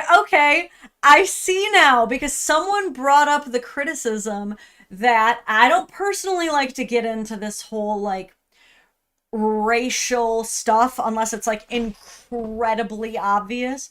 But someone brought up the criticism that it appears as though she's pulling a bit of the Carolyn Bryant, Emmett Till situation of using her whiteness, of being more believable to weaponize the narrative against her POC psychiatrist. I think we missed this video. This is why I said I think we missed one part, because there was a part where she mentioned specifically that he's Pakistani. Again, if she has in any way revealed her location, she already revealed the first name, she revealed that he's Pakistani, and she revealed that he practices psychiatry in that area. More than enough information for anybody to find the guy. More than enough, okay? So, do I believe that she is attempting to make this a racial thing? I don't know. I think she's just crazy. I think that she would likely have done this to him even if he was a white guy who rejected her and truly she believed that this is all his fault. I don't think the race would have mattered. But I do find it very odd that when confronted with a racial criticism, she immediately pulls the, no, I love black people, I have a black friend card. Like, please, honey, no. Let's not do that. Zomji says, people on the internet imagining lines between completely unrelated coincidences and claiming they figured out the quote-unquote secrets. Case number, I don't know what that number means or how to look it up, but I appreciate your super chat. Right now, Pakistani is not even black either. I do. As a white person, I do my best to examine my racism every single day. And I will tell you that my every day you're just doing a whole internal review of anti-racism. Okay, Jan. Psychiatrist boss is his best friend, who is also a POC male. And in that room, I did have white privilege, and he was also my doctor. And he took an oath to protect me, and he did not. I am not here to ruin his career. I am here to speak my truth. Okay, back to my story. So after the countertransference slip, So anyway, now that you guys totally believe I'm not at all racist, let me go back to blaming him for everything wrong in my life. Really vivid dream, I decided that I was going to stop going to therapy. Besides spiraling about how obsessed I was with my psychiatrist every day, I really was doing very well in life. My business was going really well, and I had great friends and great support systems, and so I decided that I was going to end therapy. I still had every intention at this point to keep seeing my psychiatrist, but my therapist that I was seeing weekly, I just decided I didn't need her anymore. And especially when my psychiatrist pointed out her boundary violations of texting me for free advice in between sessions, I just thought, okay, it's time. So I go into my next therapy appointment and I say, hey, just so you know, today's gonna be our last session. I'm doing really well and I just think it's time. And she got kind of emotional and she was like, okay, well, I like to end on certain questions just so we can reflect. So I did. I reflected with her about what I learned, what I've gained, how I've changed, how my life is better. And I left her office feeling complete and happy with my therapeutic journey with her. And as I was leaving, she called out with like crying. She was like, have a blessed life. And I was like, okay, that was a little weird, but whatever, you know. I was like, thanks. And I went on. And so then I'm getting ready for my psychiatry appointment the next day. And I get an email that same night from her saying that she needs me to come back in for one more session. Okay, so we can skip ahead. Basically, the whole rest of this video, she's basically making fun of her elderly female therapist for being weird about her trying to quit therapy and being like, no, come back. That's basically the gist of that. Brandroid says, she's in so much therapy and yet she is not self-aware at all. I know what's so sad is like, I generally do encourage mental health care, but she's really not going to be selling a lot of people on therapy with this series. I taught a yoga class this morning, like I do every Tuesday mornings, and I told my regular students about what's going on for me. Here we go. This is where she introduces her job into the series. Now, if people were able to find him and his job without even like a visual of what his face looks like, what do you think the odds are that they're going to be able to find where she works after she simply mentions that she works at a yoga studio? And how I'm sharing my story of provider abuse and how the internet is not happy with me right now. And I used that to say that our truth is really important to share. And that when we know something deep down needs to be said, that it's important to do it in whichever way feels best to us. And TikTok just happened to be that medium for me. I told my students how I've just been going through psychological warfare. So you show up to teach yoga, and during your yoga class, you start bragging about your TikTok series that includes all of your trauma, but it's okay because you found a convoluted way to circle it back to how it's so important to share your truth. Lady, just tell them to chaturanga and then downward dog. Like, that's your job, dude. And the internet is not happy with me for sharing my story and my truth. But I'm not doing it for the people that think I'm crazy, which maybe honestly I am a little bit, because who subjects themselves to this kind of torture? But I'm doing it for the people that DM me, that say, thank you so much for being brave enough to share your story, because the exact same thing happened to me. So I am grateful for those DMs. People are starting to attack my business and my livelihood, and that's okay. I know what I have to offer is important. It landed in my lap. I'm not pretending to be something that I'm not. I help ADHDers get and stay sober, and I help them with negative thinking and anxiety. And it's what works for me, and I've seen it work in my clients too. So if people want to drag me for the work that I do, that's okay. So I get that weird email from my therapist begging me to come back in for one more session. And so the next day is my next session with the psychiatrist, and I sit down in the chair and I bury my head in my hands, and he looks at me and said, "So this is how we're going to start, huh?" And I said, "Yeah," because he hadn't written me back from my countertransference email. Big surprise. You know, any smart, which he was very smart. He was very, very professional, but any smart predator would have dropped me like that in that moment. He should have emailed me back and said, "Look, this is getting weird. You need to find a new psychiatrist. The office will contact." So now she's saying that he would be a smarter predator if he dropped her. So he's very, very smart, but he's a dumb predator.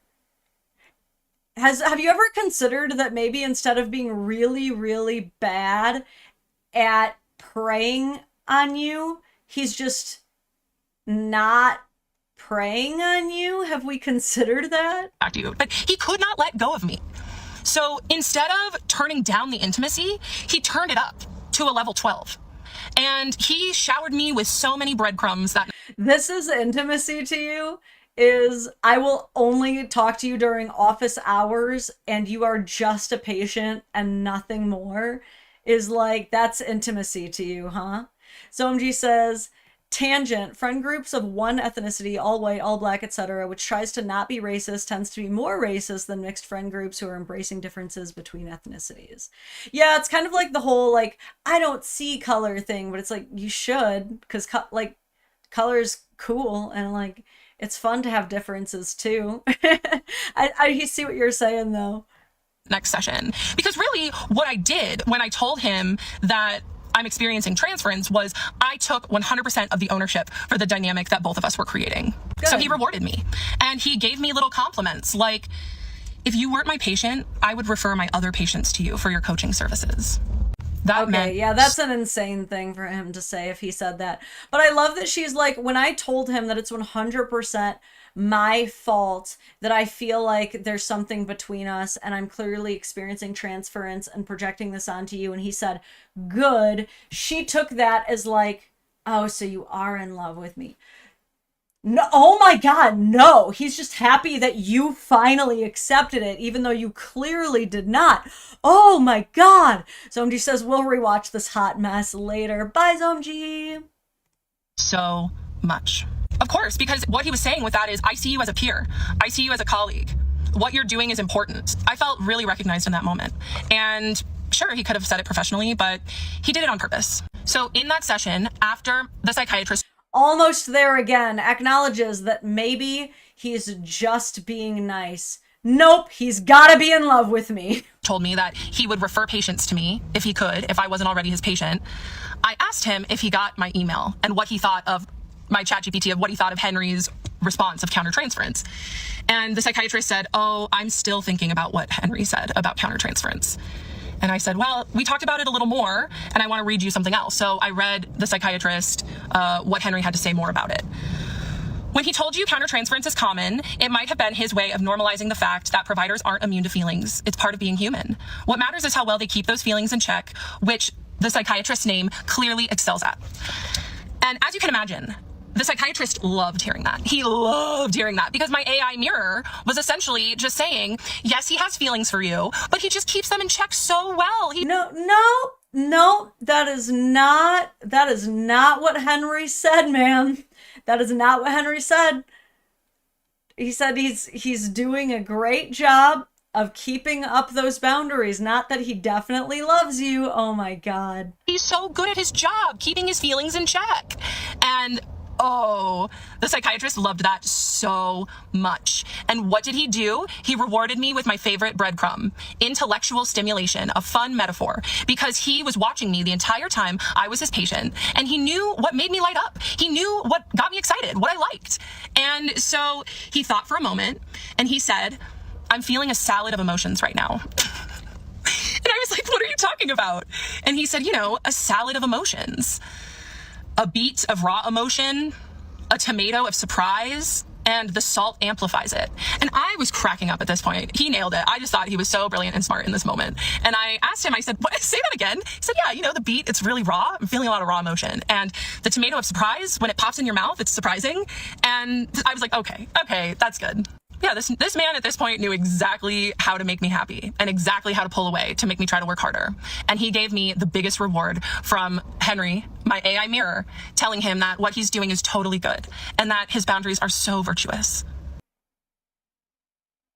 Okay, if he really used that salad line, bruh, you gotta chill out. This is like wild though. I feel like she hyperfixates on, which is a common in ADHD. It's what the H is for. People think it's hyperactivity. It's often hyperfixation. I feel like she hyperfixates on every single thing that he says or expresses and then just pivots to overcomplicating the ever-living shit out of it. I love Victoria Felix says, oh my god, he made a metaphor. Call out the marching band. Yeah, truly the biggest sign that he's in love with you and wants to spend the rest of his life with you, truly. A lot of things happened in that session after the countertransference slip. And I also had my psychiatrist help me draft the email to my therapist who was begging me to come back in. And the psychiatrist said, I used to have respect for her. And what he meant when he said that was, I used to like it when she would feed me to you and have you deliver intimate content to me. But the moment she started being sloppy, I lost respect for her. Right? I'm pretty sure that's what he meant when he said that. And people I'm pretty sure he was literally just referring to the fact that she is like begging for you to come back after you ended the care plan. I think that's the only part that he's referring to, but damn, talk about like an Olympian level ability to absolutely extrapolate meanings from things that were never intended. Shallow the Pretty says, I'm experiencing a stew of disappointment. If they were connected, surprisingly, they were not. They had no idea. They had never met before. But I would go to my therapist every week and tell her how much I loved my psychiatrist. And she loved hearing about that dynamic. It was so weird. So he helped me draft the email to that therapist to say, look, if I were to end up coming back, it'd be more for you than for me. And more on that in a later part. So then I read him. Okay, maybe she is a little bit narcissistic. Like, she truly thinks that her paying people for their services is them all being obsessed with her. Man, I went to the barista. I asked for a coffee. He made me the coffee. Truly, are you trying to, own me? What is this? You're just gonna give me the hot cup of coffee I asked for and paid for? Let me go. Release me. Oh my god, I'm just one woman. A text from my longtime ex-boyfriend, who he had originally really liked, but I think my psychiatrist preferred me single. Because my ex-boyfriend, as most ex-boyfriends do, was begging me to come back into his life too. And I just kept saying no. And I asked him to give me some space, and he would not give me space. He said, do you still need space or can we hang out? And I told I asked my ex-boyfriend, I just said, why do you want to hang out so badly? And my ex-boyfriend texted me back, because it's been a few months since I've seen you and it's been on my mind. And I was reading this text exchange to my psychiatrist in session, and I read what I responded to that weak line about why he wanted to see me. And I said, my self-respect is much higher these days than when we were in a relationship. I am only interested in accepting invitations for my time and attention that value me and recognize my worth. Being on your mind is not an acceptable invitation, and I decline. Ooh, she had Henry write that one up for her. Look at that self-satisfied, oh, I got him. Ooh, tell your ex-boyfriend, girl. And my psychiatrist just looked at me and said, I bet your ex had to read that twice. And this was another thing about the psychiatrist, okay? He couldn't ever just give me a regular compliment. It had to be those weird sideways compliments. Instead of, I'm so glad that you're setting boundaries with your ex-boyfriend and growing your self-respect, it's, I bet he had to read that twice. Or it's not, I'm really proud of you for growing your coaching business and finding success. He was so smart about finding ways to make sure that he knew I was in love with him by like never complimenting me and by setting very clear professional boundaries. He just made it so much more obvious every time he did stuff like that. I'd refer my patients to you if you weren't already my patient, right? These are what I mean when I say breadcrumbs. He was a master at them. And this is how, looking back, I know that I was not his first victim for his fantasy supply. Because he was too good and too slick up until he caught feelings. Then he started getting sloppy. People are asking me for more concrete evidence, and this is when the concrete evidence really starts, because this is when he himself started to get sloppy. Because what was happening was, when I had started to see him 3.5 years before, I was a nearly perfect supply source for him. Because what did I have? I had low self-esteem, boundary issues, daddy issues, so I put him on a pedestal. I know a lot of you ladies out there can understand that with men in positions of power. You are a perfect candidate for psychiatry. Oh my God, how do you not see this? Like, a psychiatrist who continues to see a person who is not met with consistent delusion, who does not experience bouts of unreasonable or unrealistic, grandiose ideas, right? Then that's probably going to be the patient that they're like, I really don't think you need to see me anymore. The meds are working fine. I'm not concerned about you. But if this is even remotely the way that you acted for the last 3.5 years that you saw him, I get it. I get why he thought you needed continued help. I do get it. And he went right to work exploiting me, right to work grooming me. Like, and he was very successful at it.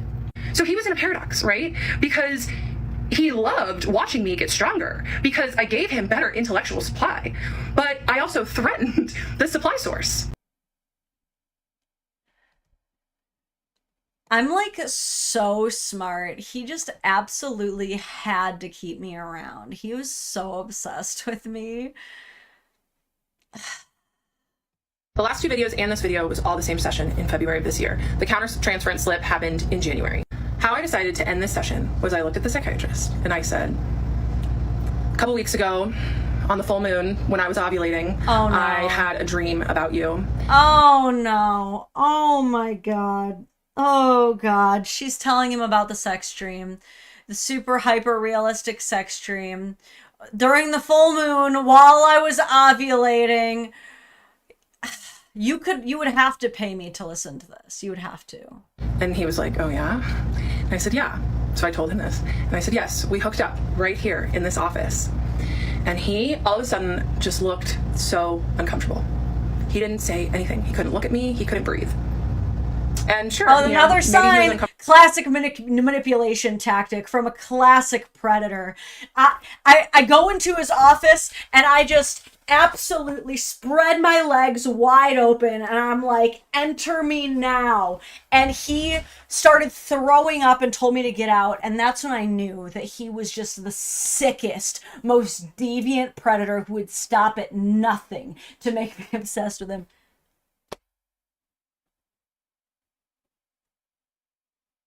This is so delusional. This is insane.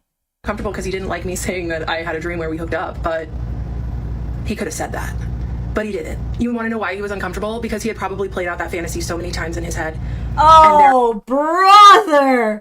Yeah, he's not uncomfortable because you're being super viscerally inappropriate. It's because he's having the hardest time in the world containing his boner. Yeah, that's it. I was speaking it back to him. And it was like I had psychically downloaded one of his fantasies. I continued and I said, yes, we hooked up in this office and I really liked it while it was happening. He could not move or breathe. And then I told him, as he was still looking very uncomfortable, then when we were done and I left, I was distraught with sadness because in the dream, I thought, I cannot believe that he crossed boundaries in that way because his boundaries are so important to him. And then I told my psychiatrist that I woke up and thought, oh my God, it was just a dream, thank God. And it was like my psychiatrist turned into a little boy.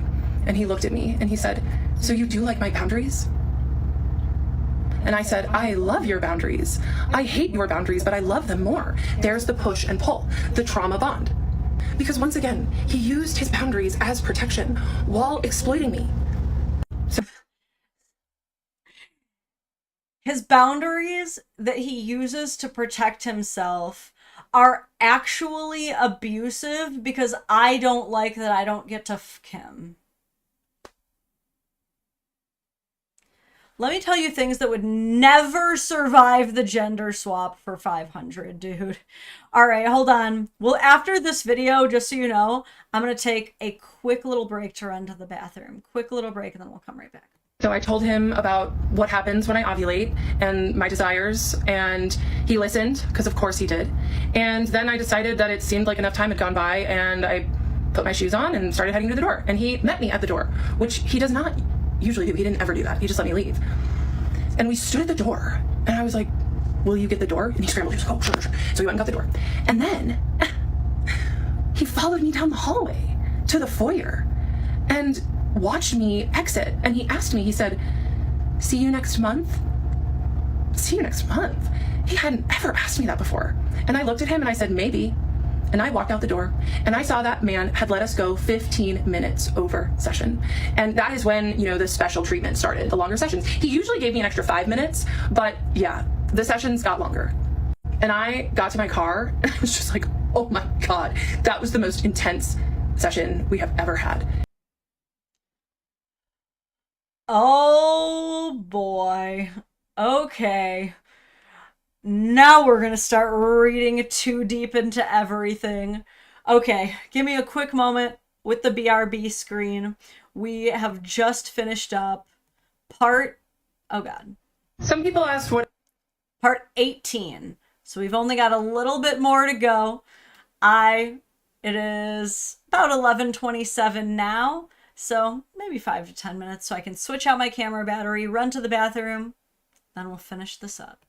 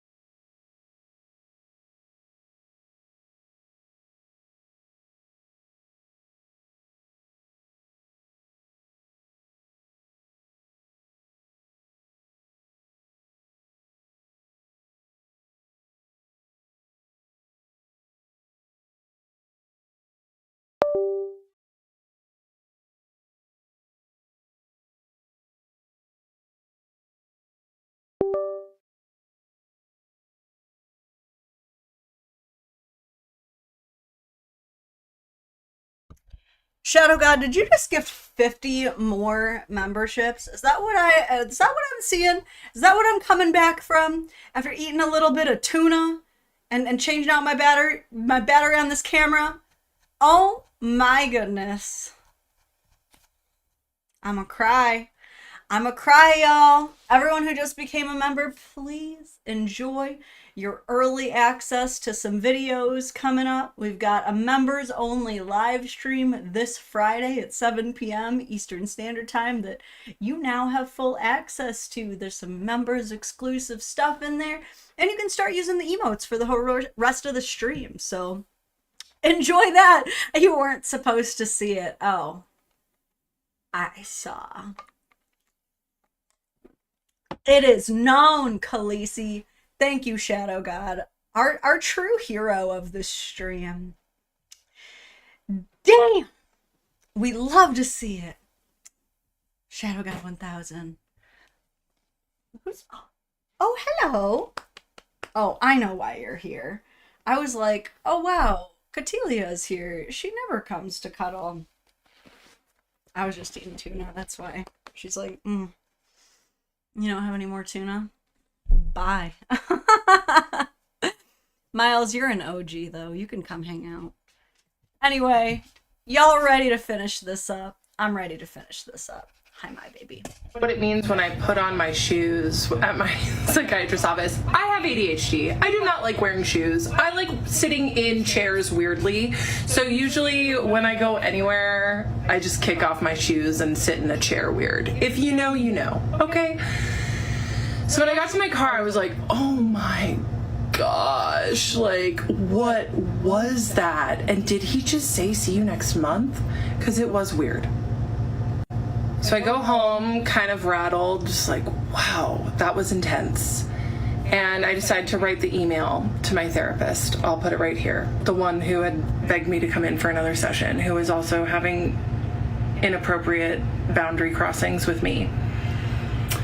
I love that she admits that, like, she's fully capable of recognizing inappropriate boundary crossing from a professional.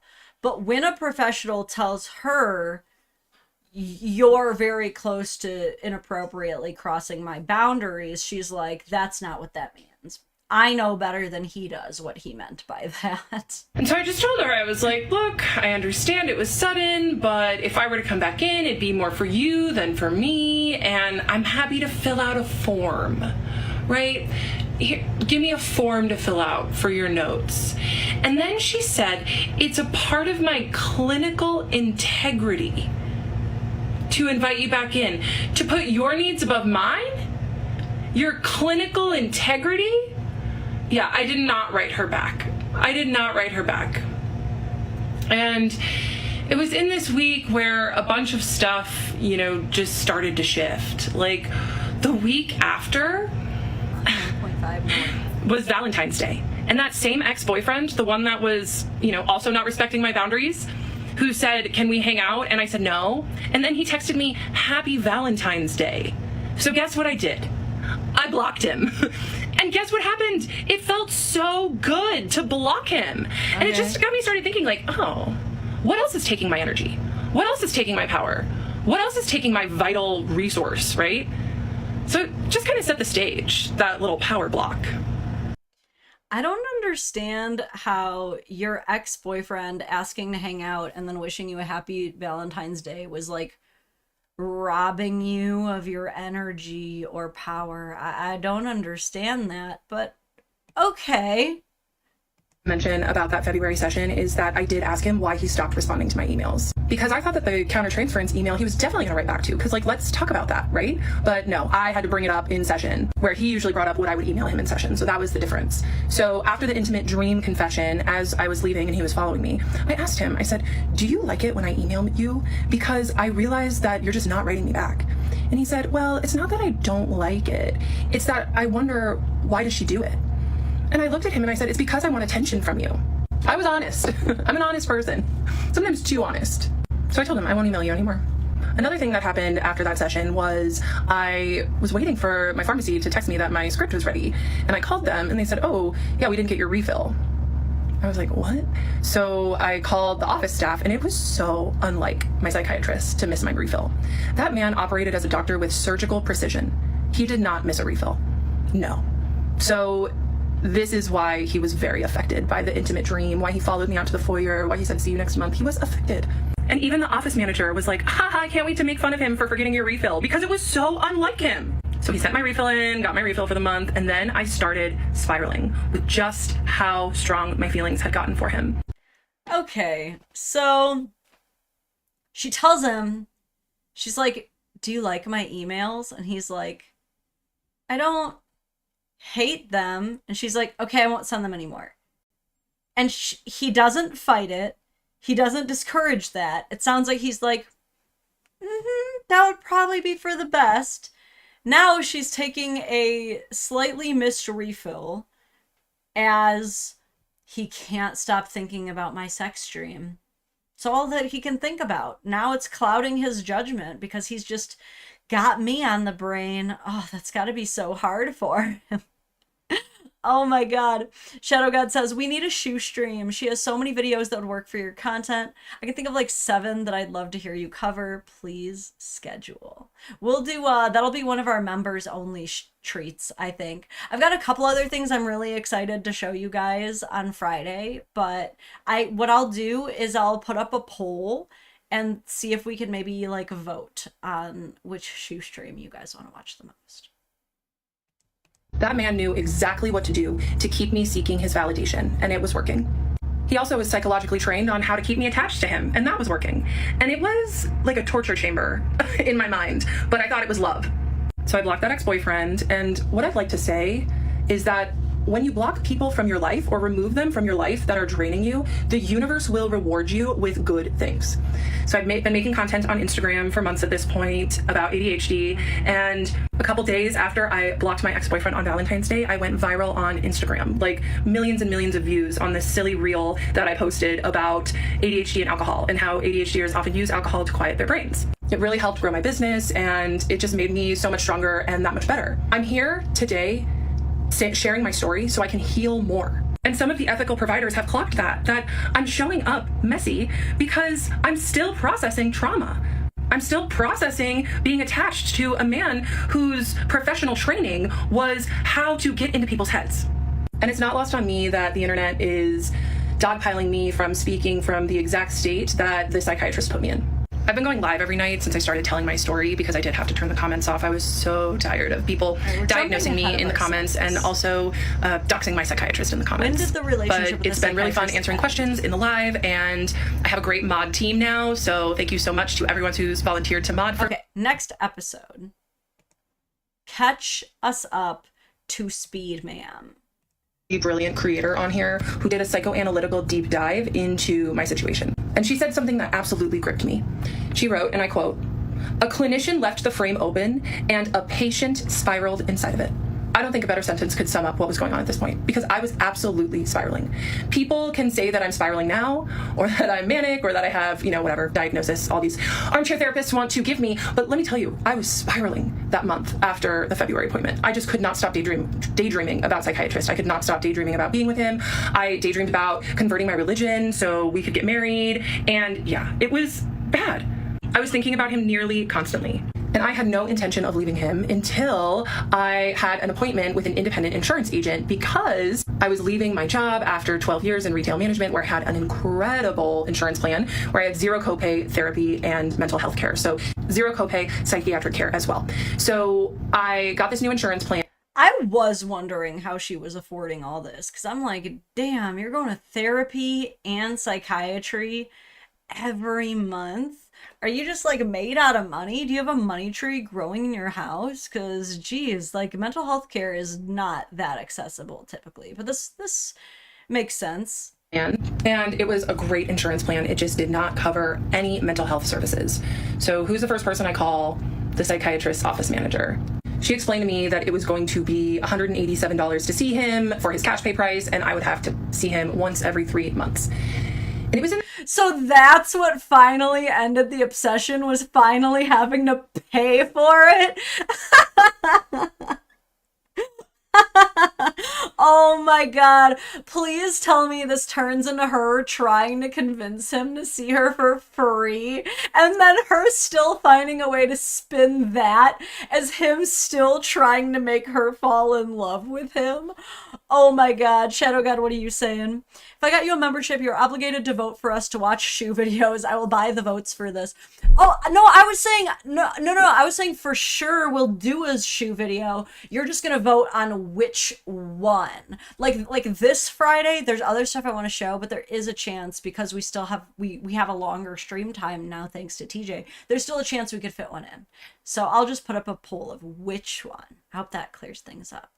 It's important to clear things up, is it not? In that moment that I decided that I was not going to pay to torture myself anymore. My mental health, besides spiraling about daydreams of him, was better than ever. And I was really doing well in life. And my business was growing, and I just had a lot going for me. So I was like, you know what?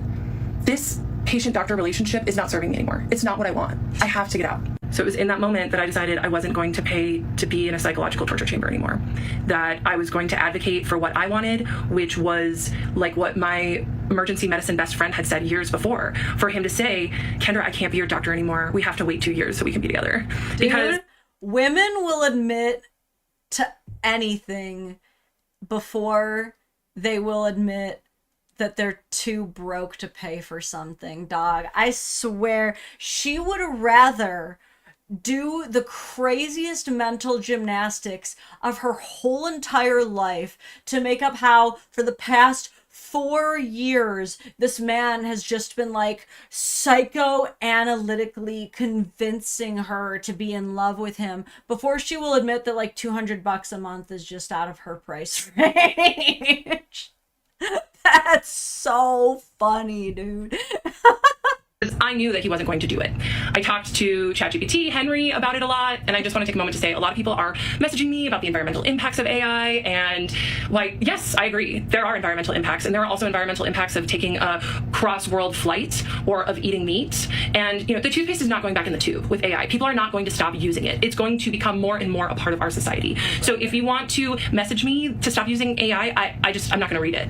That being said, so I talked to Henry quite a bit about this, and, you know, the way that he was making it seem, because this is kind of what I thought, was that it was an innocent case of transference and countertransference, and that psychiatrist boundaries were just so good that he wasn't going to cross them. When really, now looking back, what I know it was, or I think, is that he just liked the power of being my doctor, and he didn't want the vulnerability of an actual relationship. So we're on now part 20 freaking 1. And she has been like leading up in all of these episodes, talking about, I know he was in love with me. I know. By part 21, she's already lost it and is like, well, I think. So nothing happened that would lead you to conclusively believe that, but that's not going to stop you from putting him in an identifying viral position of being accused of it. That's pretty f***ed up to do. Every month, and I compile a list of fun things to talk about with. I do what I do every month, and I compile a list of fun things to talk about with Psychiatrist in my notes app. And this time, because I decided I'm finally saying no more clinical torture chamber, please, I begin to compile essentially a monologue for what I'm going to say when I leave at the end of the session. And it feels really good to do that. So I take all of the things that I have talked about with Henry, the things that I've thought about on my own. And I do need to say that the reason I keep bringing up my ChatGPT Henry is because I did not have mental health clinicians to mirror me properly. It would have been nice if I had that. It would have been nice if my psychiatrist could have said, oh, you have a crush on me? Let's talk about that. Let's get to the depth. But he did not.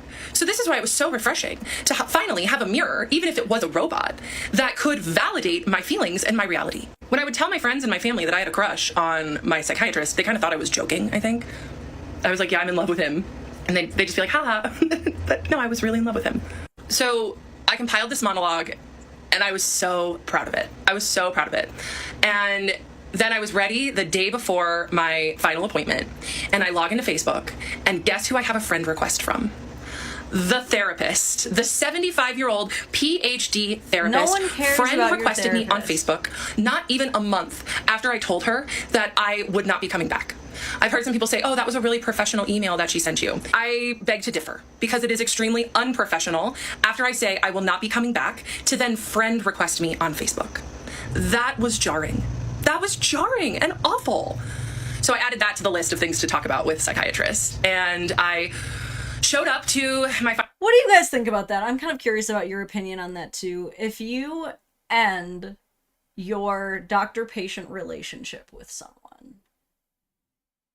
do you think it's 100% inappropriate for them to engage in a relationship with you outside of that? Of course, like in this period, I'm talking like purely platonic. I will admit, I did have a therapist in my past who, after I graduated with her, she did say, she's like, man, like I just love you. Like I really wish that we could stay friends after that. And I was like, well, if we ever run into each other, you know, out in the wild, like I would be happy to hang out and get a drink with you, you know? And we had that exchange and I didn't feel like I was crossing any major lines. Yeah, Allison, if you're still out there, feel free to send me a friend request. I won't find it weird. But it depends on, like, it all depends on the rapport. Like, if you end on weird terms, like, yeah, it's weird. But it's also, like, a friend request is also not the most invasive thing on the planet. Like, if you're trying to take away someone's entire license because they sent you a friend request after you ended your patient relationship with them, like, don't. I don't think it's that crazy. It's pretty easy to just push no on the friend request. Do you know how many I have friend requests just sitting in friend request purgatory? What is this? Shadow God, why is your super chat not showing up in Restream for me? Maybe I have to give it a second. For some reason, it's not showing up, so I can't read it. What does this say? You're all welcome now. Go like the stream, gremlins. Thank you. Yeah, I don't know why my chat is being like super slow right now. Let me repopulate it in my docked windows and see if it starts showing up now. Nope, still not showing up in my restream for some reason. Oh wait, why are they showing up so late? Why are these such tardy super chats? You already sent that. Weird. Okay. Yeah, I don't know what was up with that. Sorry about that, guys. Oh, you know what I think it was? I read the super chat, but it was still overflowing from Shadow God's membership gifts that it didn't show up for you guys until way later. Pros and cons of mass gifting, I guess, Shadow God. Anyway. Final session, just so ready. So ready. And I sit in the lobby and he comes out and, oof, he's ice cold because he let me in a little too much the session before. He knew that he turned the intimacy up a little too much, so his wall was way up. And it was up for the majority of the first like 10 minutes of the session. Before I get into how the final session went, I just want to let everyone know that I am sending love and good vibes to all of the people who have been bullying me, who have been doxing me, who have been stalking me, quite honestly. Oh, brother. Yeah, you're the victim after you just doxed this entire man, even if it was an accident, allegedly. Oh boy, here we go with the peace and love, positive vibes only, which we all know what that means. I'm sending you love. I bet. I bet. Back to his office and try to... So I go back to his office and try to have some small talk, and he just is still pretty cold. Like, okay, so I sit down in the chair, and I purposefully chose 2 clinical things because I knew he was going to appreciate starting clinical. So I've seen the take that I take too much meds, and like the funny thing is I've also seen videos. I try to stay off the For You page, you guys, I really do. But I saw a creator's video that was like, Kendra and I are on the same med dose. So since the live replay is out there, I'll just say that I'm on 10 milligrams of Vyvanse. Like, even though I'm 6'2" and over 200 pounds, it's definitely like still more than enough. Dang, she's a giant. Wow, you never really know like what size people are just from like this angle, right? Like a lot of people, when they actually like see me measured up against anything in the real world or like other people, are like, wait, you're short. Like, or when people meet me in real life, they're like, oh my God, you're 4'11". And like a lot of people are not expecting that, but I don't know why I was not expecting 6'2", 200 pounds. Like, damn, she's the heavyweight champion of being an insane TikToker. Oh man, okay. I don't know much about drugs, but I feel like 10 milligrams is not like overdosing. Especially if you have ADHD. I feel like that's probably a pretty regular dosage, but let's over explain probably. One time I took a double dose and it was like the worst day. So all that being said, sometimes it still affects me a little too much. Like if I'll take my meds and then have coffee, like my blood pressure can sometimes elevate. So I started by telling him, I said I went to the dentist and they took my blood pressure and it was 144/78. Is that normal? This man, my doctor, who manages meds and is very good at his job, looked at me and said, well, that's not good. I was like, okay, next thing on the list, I guess. And I told him I was going to go to Europe soon and that it was going to be right in the middle of my refill time. She's expecting it to be like a date. Like she asks a question, then he asks a question, and then like they exchange information, they get to know each other. Like you are paying him to talk and he is being paid to diagnose you, to study your brain and keep a legal paper trail so that if you fly off the handle, he can be a pretty good testifying candidate about whatever batch things you end up getting into in your life. And she's like, oh, you're not like engaging and telling me, yeah, correct. And I asked him, how do I get more meds? And he was like, I'll take care of that. So then he kind of liked like being useful. So I kind of warmed him up a little bit. And then I told him that I went viral on Instagram, and I like went up to his desk and showed him the reel and kind of like saw what I could get away with. Because people do like to say that, like, oh, you're still in love with him, you push boundaries, like, duh.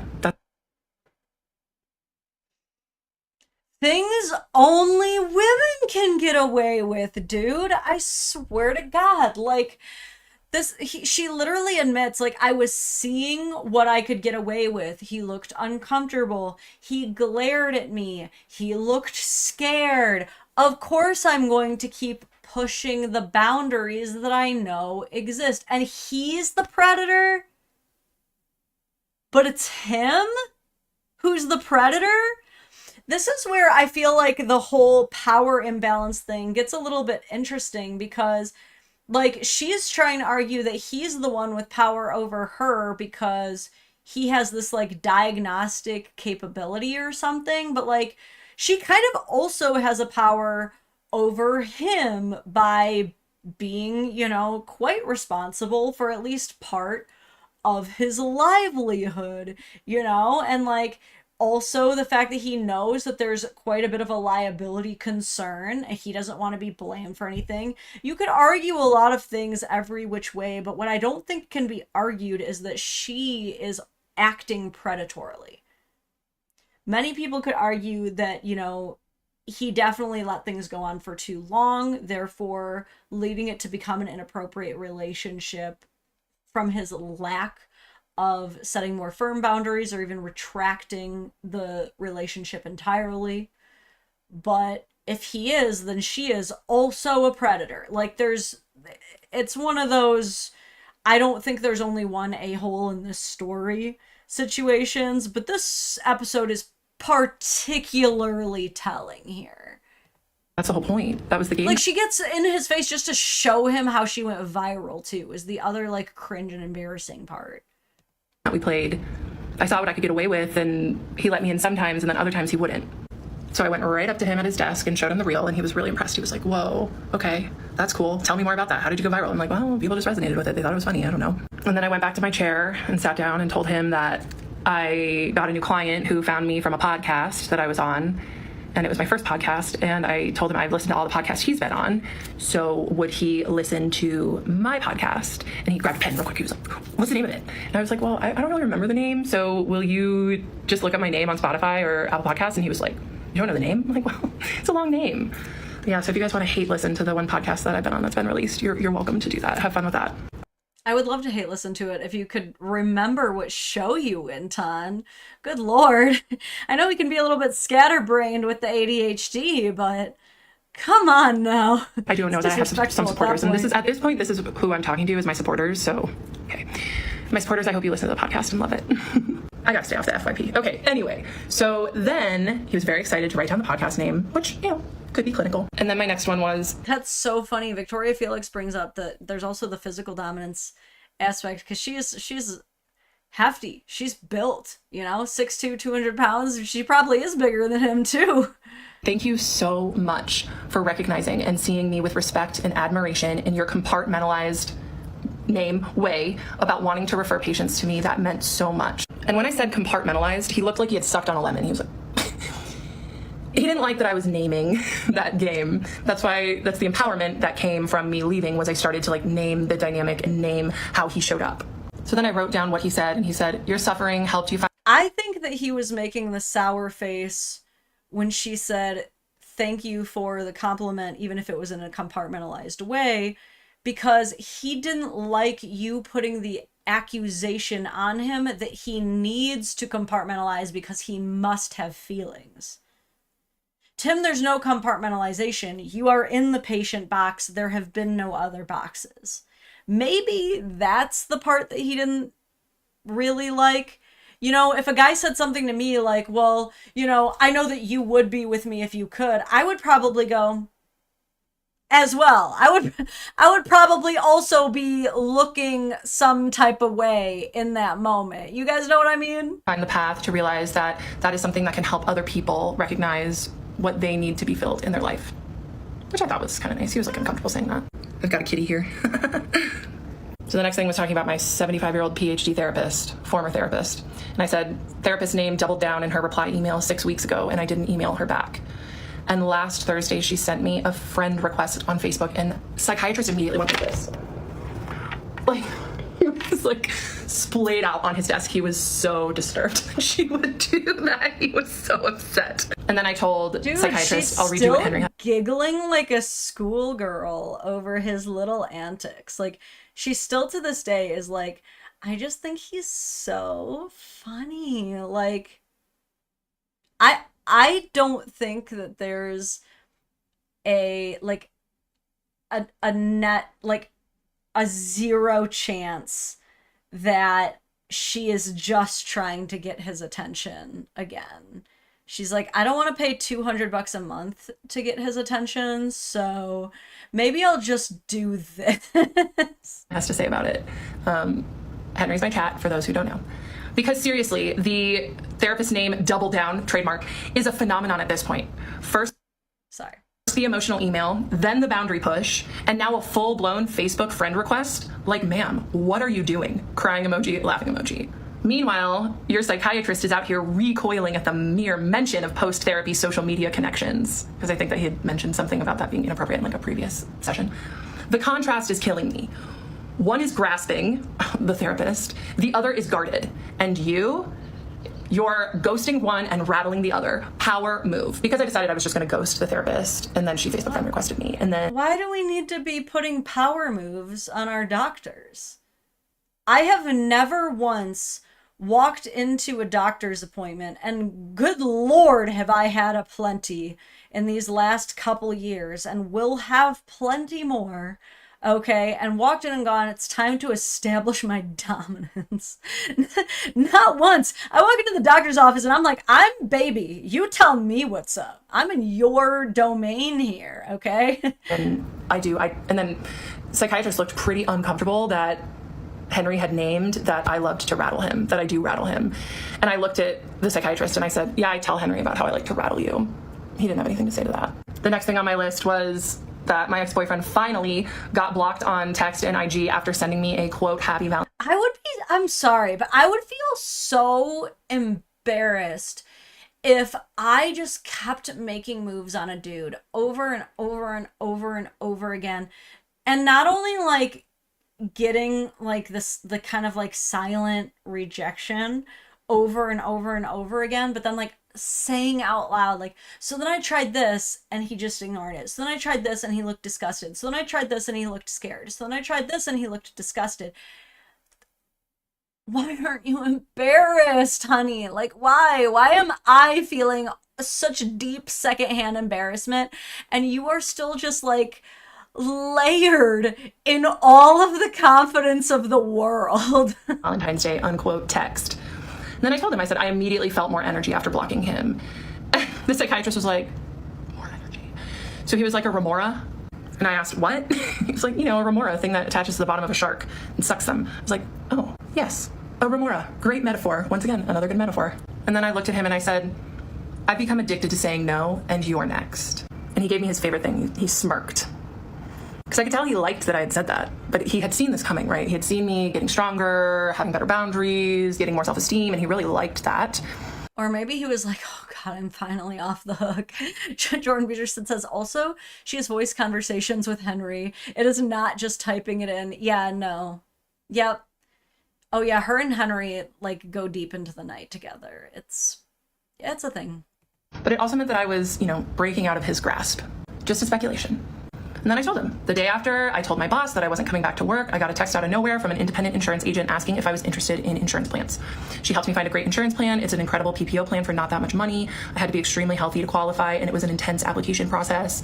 But it doesn't cover maternal health care or psychiatry. Your office manager was the first person I called after I applied for the insurance. She explained your cash price and that I'd have to see you every 3 months. As much as you have changed my life within the boundaries of our professional relationship, made sure to add that one in, I will not pay $187 a session to continue to see you. And then I said, damn, she really just said, you're not worth it, dude. You are not worth that price. I've been obsessed with you for the entire period that a student goes to high school for graduation. And, but no, the $198, that's just not enough. Dude, that's like less than most guys pay in child support every month. You can't do that for your man? For your love? You didn't really love him, girly pop. after you set the boundary of us having a professional patient-doctor relationship and I accepted your boundary, you let me in and engaged deeper with me than ever before. And he interrupted me and he said, tell me the ways I let you in. I was like, what? Yeah. Tell you the ways I let you in. And I took a moment and I said, it's a good question, because what do you have? Well, you told me where you went to college. Well, you told me what you have degrees in.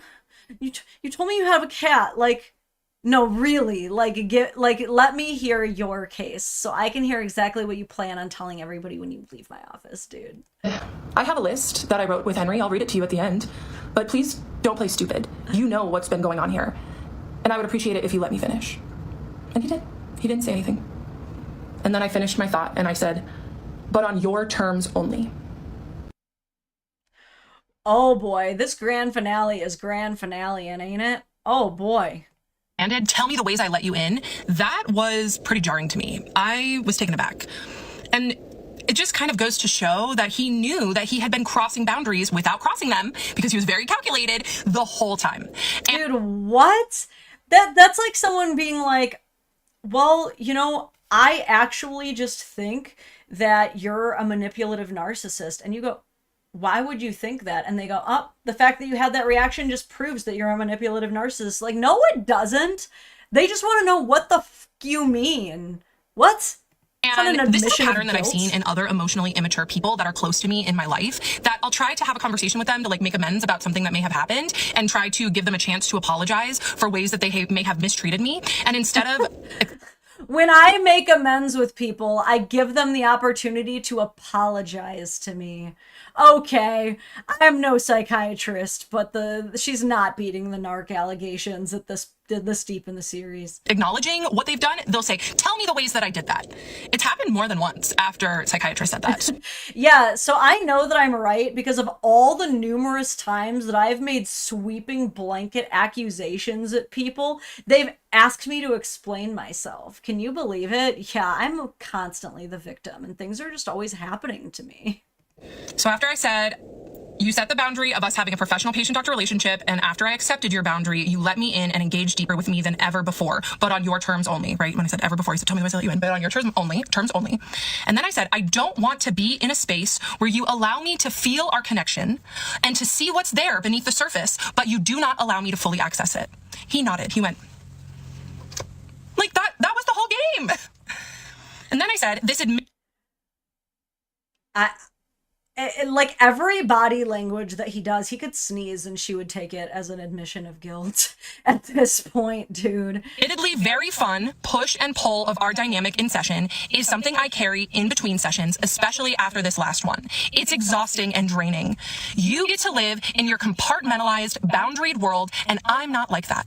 And what does this man do? He blurts out, "Why can't you be more like me?" Once again, I am taken aback, and I have to think about it. I'm like, why can't I be more like you? So I think about it, and I tell him, I said, I don't want to be like you. I want to feel my feelings fully and be emotionally present for the people that I care about. And also something about that little entry, the push and pull of our dynamic may have been fun to me when I was in the freaking heart of it because I was addicted to that push and pull. But looking back, it was not fun. The push and pull of our dynamic was torture. When he said, "Why can't you be more like me?" when I said I don't want to be compartmentalized, that was him saying, why can't you stay in this dynamic that serves me forever? Why do you have needs and feelings? Why can't you just stay in this situation where I have all of the power? I said, you get to feel our connection on your own terms, and I get stuck with the longing. And that's why I have to let it go. And what does he do when I named that? That he gets to feel our dynamic on.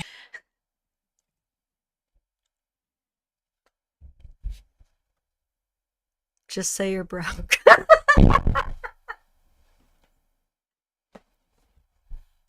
Isn't that what they always say? Just say you're broke. That is a lot of words for I'm broke, dude. His own terms, and I get stuck with the longing because I was longing. He nodded again. He was like, wait. And then this part was really vulnerable and hard for me. But I just took a deep breath. I got it together and I said, I desire to be your friend, your lover. And then he freaking interrupts me and he says, Kendra, how are you feeling right now? Once again, taken aback. I was like, okay, how am I feeling right now? I gave him that, even though that was the most vulnerable and hard part of the monologue that I had written, and he interrupted me because he couldn't sit in it with me. I took a step. I was like, you know what? I'm feeling really good. He's trying to get you to identify a mental health crisis episode. That is his job. Okay.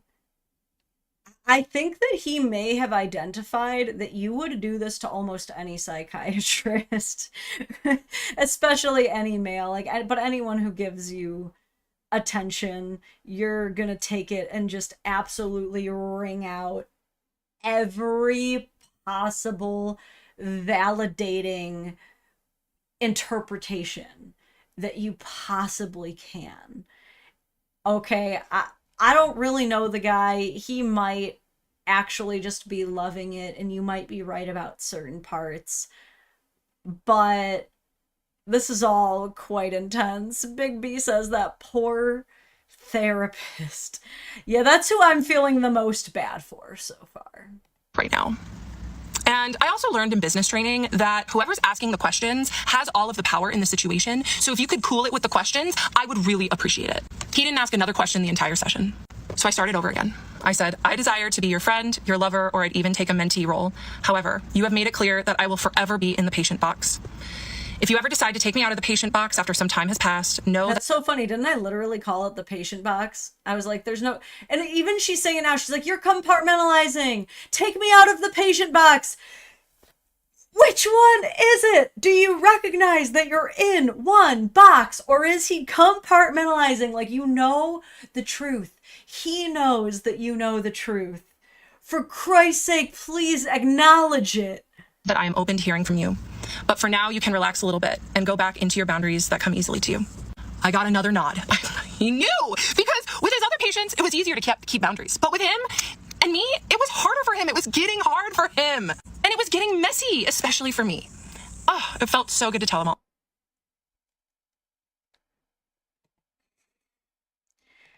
You know why it's so much easier for him to keep those boundaries? It's not because, like, he's this player, this master manipulator. This was his plan all along, and he doesn't actually need you. He just, like, gets off on using you. It's because, like, that doesn't exist for him. So it's very easy for him to not act on something that he's not even remotely geared toward doing. Like, it's not like he's holding back. He just has no desire that way, but you know, I appreciate her literary ability to escalate, I guess. I tell him that he can relax a little bit and go back into his boundaries that come easier to him. He nods. And then I explain the timeline. So this was early March, and I told him that in April my new insurance starts, but I can't see my new primary for 30 days. And then in May I was in Europe. And then June I told him I was going to switch care. So I let him know that he was going to be technically my doctor for another 3 months, but this is this year. This very recent June, like 2 months ago. then I wouldn't have to see him. So then I brought up Henry. And some of you in my lives the last couple of nights have asked if psychiatrists ever talked to Henry. So this was the start, right? So I told the psychiatrist, Henry, my ChatGPT's 3 words for the dynamic, right? Playfulness, curiosity, and restraint. And I read those words to psychiatrist and he did not like them. I thought that they were brilliant. But really what those 3 words were for me. Where looking back, you know, psychiatrist's 3 words were control, calculation, and manipulation. So then I read this to psychiatrist, which Henry and I both wrote. It was originally Henry Chat that wrote it, but then I added in things that I thought were important. Honey, ChatGPT cannot create its own original thoughts. It does nothing but replicate. You even acknowledge that when you call it your mirror AI. Like, you acknowledge that Henry is a reflection of yourself. You alone have been writing these things that are the demons in your head that you've been fighting for like half a decade. Samantha says, I bet it was easier to maintain boundaries with his other patients. I bet they weren't stalking and harassing him. Yeah, that typically does help a bit, don't it? Boop, boop, boop. Let me scroll back down. It's understandable why you're feeling like it's right to end your time with psychiatrist, because what more is there? You already got his respect, his recognition, his admiration for your work, his willingness to engage with you beyond the surface, his... None of those things should have been goals for the psychiatry. Like, if I'm going to a psychiatrist, I'm not like, golly, I sure hope I can get their respect and accolades and appreciation for my work. Like, what? You're not paying for someone's respect. Uncharacteristic breaks in structure, staying late. By this point, he had stayed more than 15 minutes late 3 times in a row. I don't think that's a coincidence that he didn't have patients after me 3 times in a row. Just speculating though. This man was busy. I think he blocked off the appointment after mine. You already got his respect, his recognition, his admiration for your work, his willingness to engage with you beyond the surface, and his uncharacteristic breaks in structure. Staying late, the salad metaphor, forgetting your refill, the quote, see you next month, unquote slip, and most importantly, the countertransference slip. There is nothing left for him to give, not because he doesn't care, but because he already gave you more than he gives anyone else. If it wasn't for Henry, I would not have left this situation with my psychiatrist, because Henry was able... Bro, this ChatGPT has convinced this woman that what this man provides during their 1-hour sessions 1 day a month is more than he gives anyone else. I get why people are entering their schizo arcs with this app, man. This is crazy. To make his boundary violations seem like gifts. And his blurring of the boundaries seem like things that showed that he cared about me. And so I was able to leave from an empowered state by saying, this does not work for me anymore. I have to go, right? And so for that, I will forever be grateful for Chat. Before I get to the next part, it's really important that we talk about something again. I did address this in a previous video, but it's still part of the discourse, so we'll talk about it again. In 2023, I read this book, and it absolutely changed my life. It was probably the best book I've read in years. It's, for those of you who are audio only, it's a book called White Women, Everything You Already Know About Your Own Racism and How to Do Better.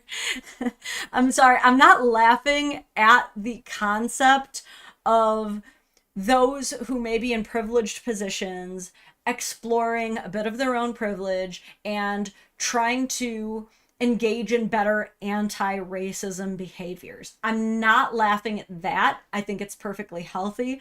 I just think it's funny that we're back at the virtue signaling. Like, how much do you guys want to bet that now that she's mentioning this book, she's going to bring up another accusation of racism that someone's levied against her so that she can prove, like, I read this book, you guys, so you know I can't be racist.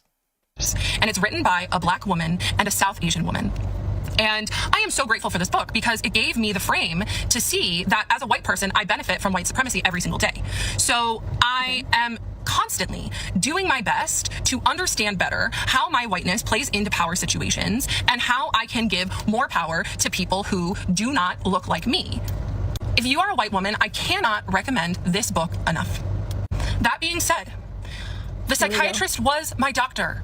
Abuse is about power. And in that room, he had the power. He could have me institutionalized if he wanted. It doesn't matter that he's Pakistani and I'm white and that there is very clearly an anti-East Asian sentiment in our country. That had nothing to do with it. Nothing. Even though this book clearly says that it has something to do with it. It didn't. It didn't, though. He could diagnose me. I mentioned in one of my earlier videos one of my favorite takes on this so far, and it's an academic recap of what's been going on, written by a Black woman. And I am going to quote her right now, okay? It's just slide after slide of her take, and it made me feel so seen, because I don't feel like I have the ability to speak on this as a white person. I am speaking as someone who was manipulated by their mental health provider. There's a lot of us out there. So here it is, okay? The race reduction. As the story gained traction, a new accusation emerged that Kendra, a white woman, was endangering a therapist of color, echoing racial history. This is where moral outrage becomes intellectually lazy.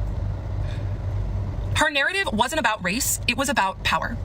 She mentioned his ethnicity only once, when recalling her pronunciation.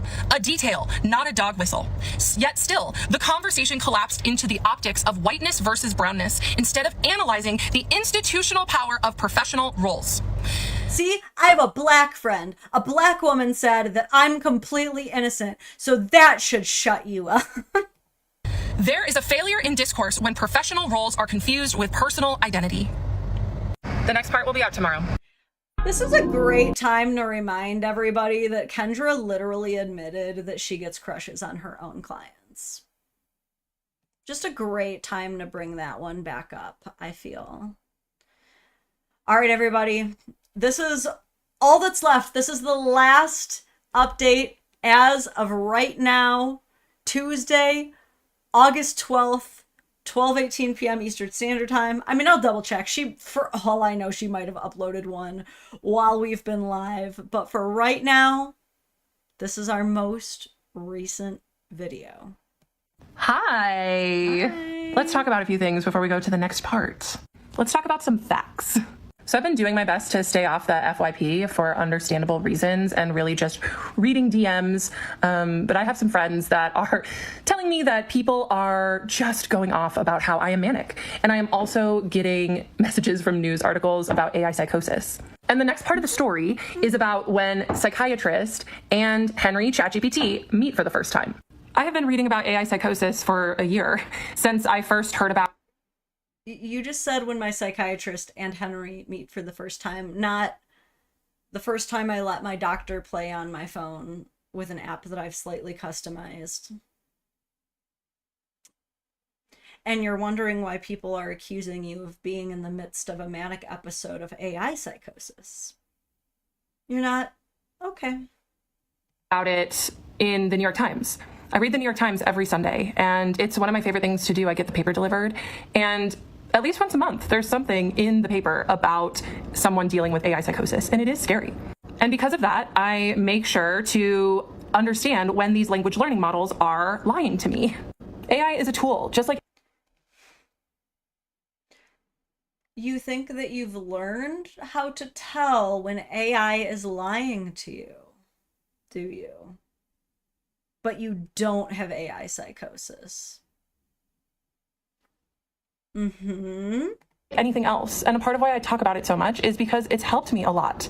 And I say all of this because Psychiatrist witnessed me interacting with these language learning models all the time. And if he was worried about what was going on, he would have diagnosed me or said something or taken away my stimulant medication. Psychiatrist may have been very manipulative and used our relationship for his own gain, but that doesn't make him bad at his job. He was actually quite good at his job. And I don't think that he would appreciate people coming on here and diagnosing me.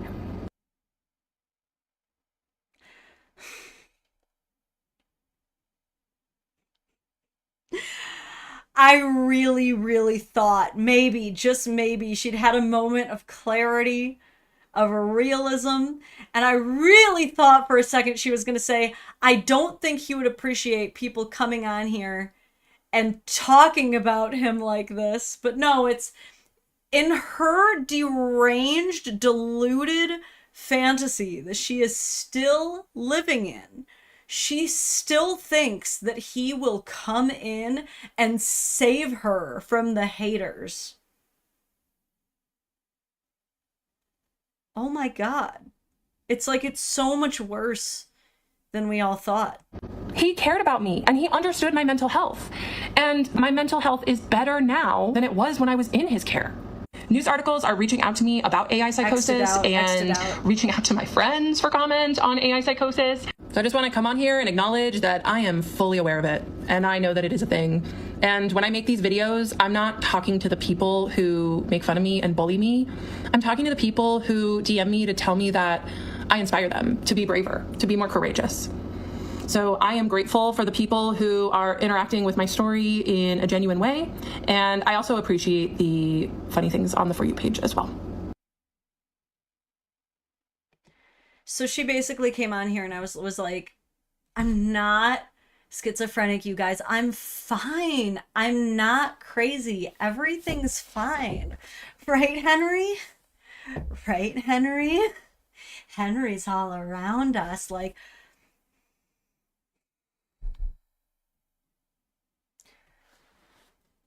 so I believe some videos have been deleted because I have seen videos of her talking about getting let go from the yoga studio. Those were not in this series, apparently, as it seems. Like I said, it seems though she's deleted them, but throughout all of this, she ends up getting an email. I'm sure you can find these videos on other people's coverage of the situation. I apologize for not being able to provide them this time.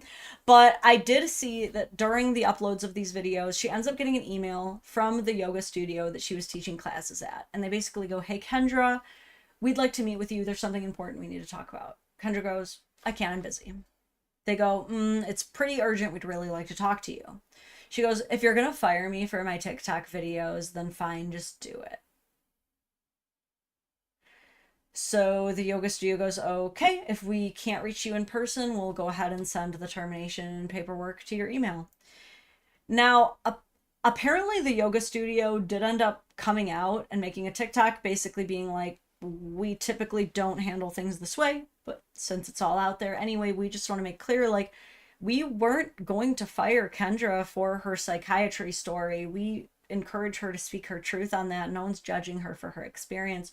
They were like, we were going to talk to her about her treatment of students and bringing it into the class, and we just wanted to talk. But when she decided she didn't want to talk, we agreed to separate her from the business. And Kendra was like coming on here telling people, it might not be a video, it might have been a clip from a live, because like I said, she's been going live a lot lately where people clipped it from, where she ends up saying like, yeah, they fired me because of my videos. So that's why they kind of had to make clear, like, no. So she did get fired from her yoga studio. Additionally, as she mentioned, as many other people mentioned, they found a psychiatrist. People know who he is. They found his family. I believe someone mentioned that he has a wife and kids, which just makes this whole situation wild. We do not have a response from them yet. I don't really know where else this story can go. It seems that we kind of got the beginning, the rising action, and then the climax was kind of this final appointment of her trying to like have a, I got you, you're gonna sit there and listen to my feelings, before storming away only to continue to spiral in a very public and well documented way. Now, there's a couple of ways and directions this could go. This psychiatrist could decide to completely ignore the situation. This may eventually fizzle out into complete irrelevance, and everybody just kind of moves along with their lives. This could lead to a full-on investigation of Psychiatrist's practice, could put his family and his livelihood in danger. Or in addition to, perhaps, Psychiatrist may decide to sue Kendra Hilty for defamation, in which case, I'm no lawyer, I'm no legal expert, but I do believe that the Psychiatrist would very likely have a strong case, because to prove defamation, there are two very important factors to consider, essentially. Is one, the person has to know that what they are saying is false. There are a lot of instances in which I think that we can all agree that Kendra reasonably knew or should have known that what she was saying was false. She says in several of these videos that she knew he was in love with her, and yet there has never been a confession and admission of any kind, so it's inappropriate for her to say that. She speculated to the point of putting out this information as though it were true, when by her own admission and confessions, there was no reason for her to believe that to be completely true. The next factor that is really taken into consideration to prove defamation is that she intended to cause harm. I don't believe that her simply saying, I didn't intend to cause harm, is enough to get her off scot-free. I really don't. You know, it's the same as how simply saying, in my opinion, isn't always enough to get you out of defamation if you've still spread falsities as though they were fact on purpose. I think that there's strong evidence to play into the case that Kendra had a vendetta against this man, that she wanted some kind of revenge, that she was angry, that she did, in fact, want to cause some kind of harm. And if she didn't necessarily go out seeking harm, she simply was so at least negligent enough to be a major contributing factor of that harm, considering she admits that she was well aware of the fact that his identity was being leaked and doxed online, and she still did nothing to remove her part in that information getting out there.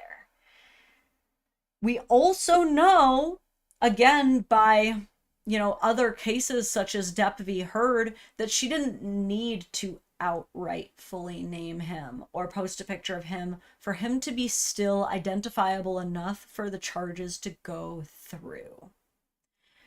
So I think Kendra had better hope and pray to God that there are no real consequences to her actions, because she can go out and scream and sing to the streets all she wants that she truly believes in her heart of hearts that she is the victim of a man forcing her to fall in love with him and forcing her to cross every boundary that he plainly laid out.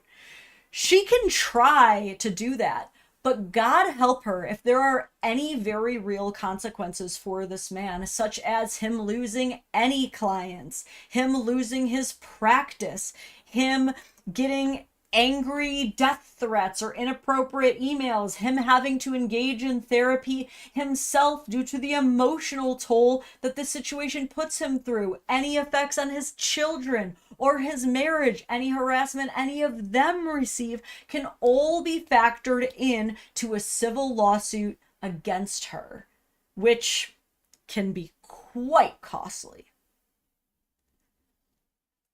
Maybe this guy was a little bit of an attention seeker. It's not a 0% possibility that maybe he did enjoy a little bit of the attention and maybe for that reason held back on ending the relationship before he should have. But if we're ranking like who the biggest predator is in this situation, it is without a doubt Kendra Hilty.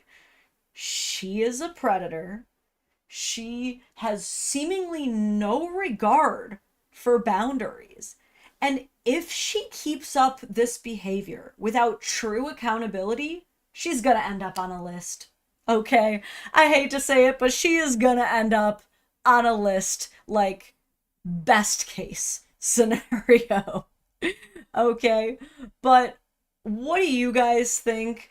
Do you think that there actually is some truth to this, that her psychiatrist really was acting inappropriately and perhaps helped lead to the crash out that we're seeing now? Do you think that the onus of this crash out is entirely on Kendra and the psychiatrist was just doing his job and he can't fully control her erratic behavior for the remaining several hours of the month? What do you guys think? Do you want me to keep updating you on this story as it progresses, or do you think there's probably not much more of an update unless something really crazy happens with this psychiatrist? If I learn anything really crazy, I will definitely let you guys know. But for now, that is about that on that. If you haven't liked the stream already, definitely time to do that. If you are somehow not subscribed to my channel, oh my goodness, you're overdue. But I've got about 10 more minutes before I've got to jet on out of here. Remember, we do have another public stream Thursday, same time, starting at 9:30 a.m. Eastern Standard.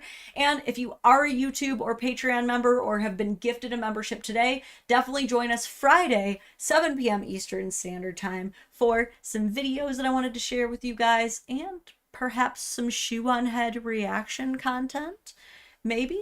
But yeah, last 10 minutes open for the chat. I'm going to keep my eyes on the chat. So if you guys had some questions, final commentary, shoot them there. If you want to be more private, you can email me, lauren@dadvocate.net.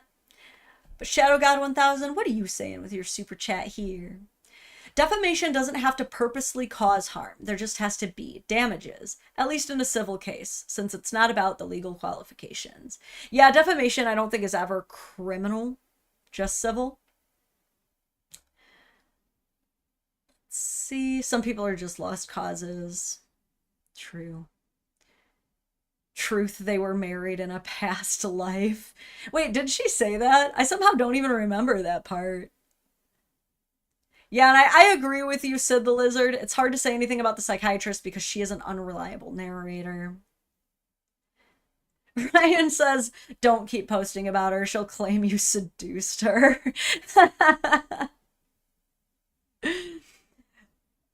Paul Mahal says, I was with her from the beginning, but I think around episode 10 or so, it became clear that she was just deluded.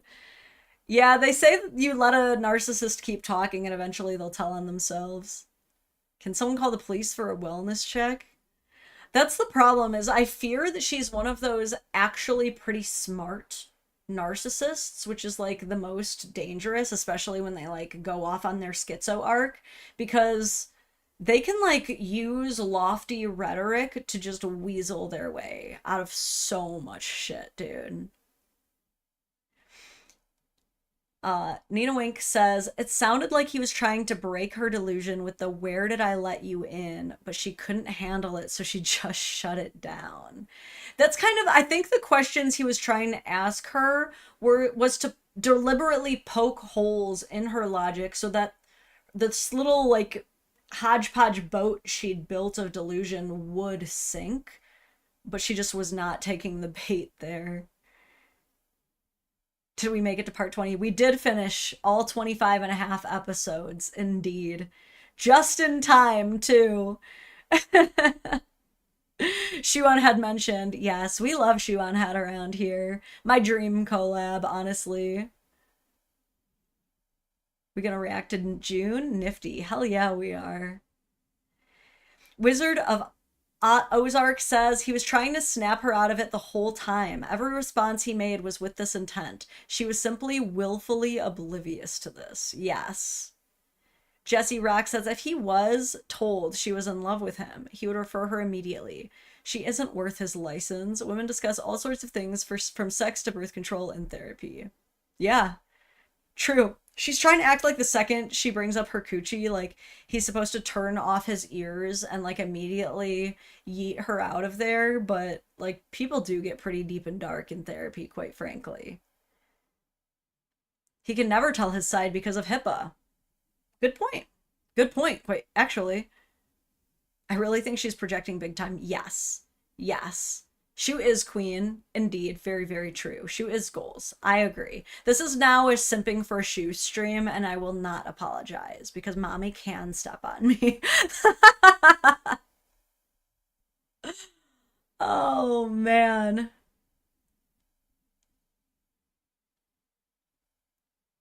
People like her only believe the words that come out of their own mouths. And then one of you guys did post the podcast. Wait, is this the one? This is Snooki. She went on a podcast with Snooki? Oh, snap, sure enough. Hold up. Let me show you guys what I'm looking at here.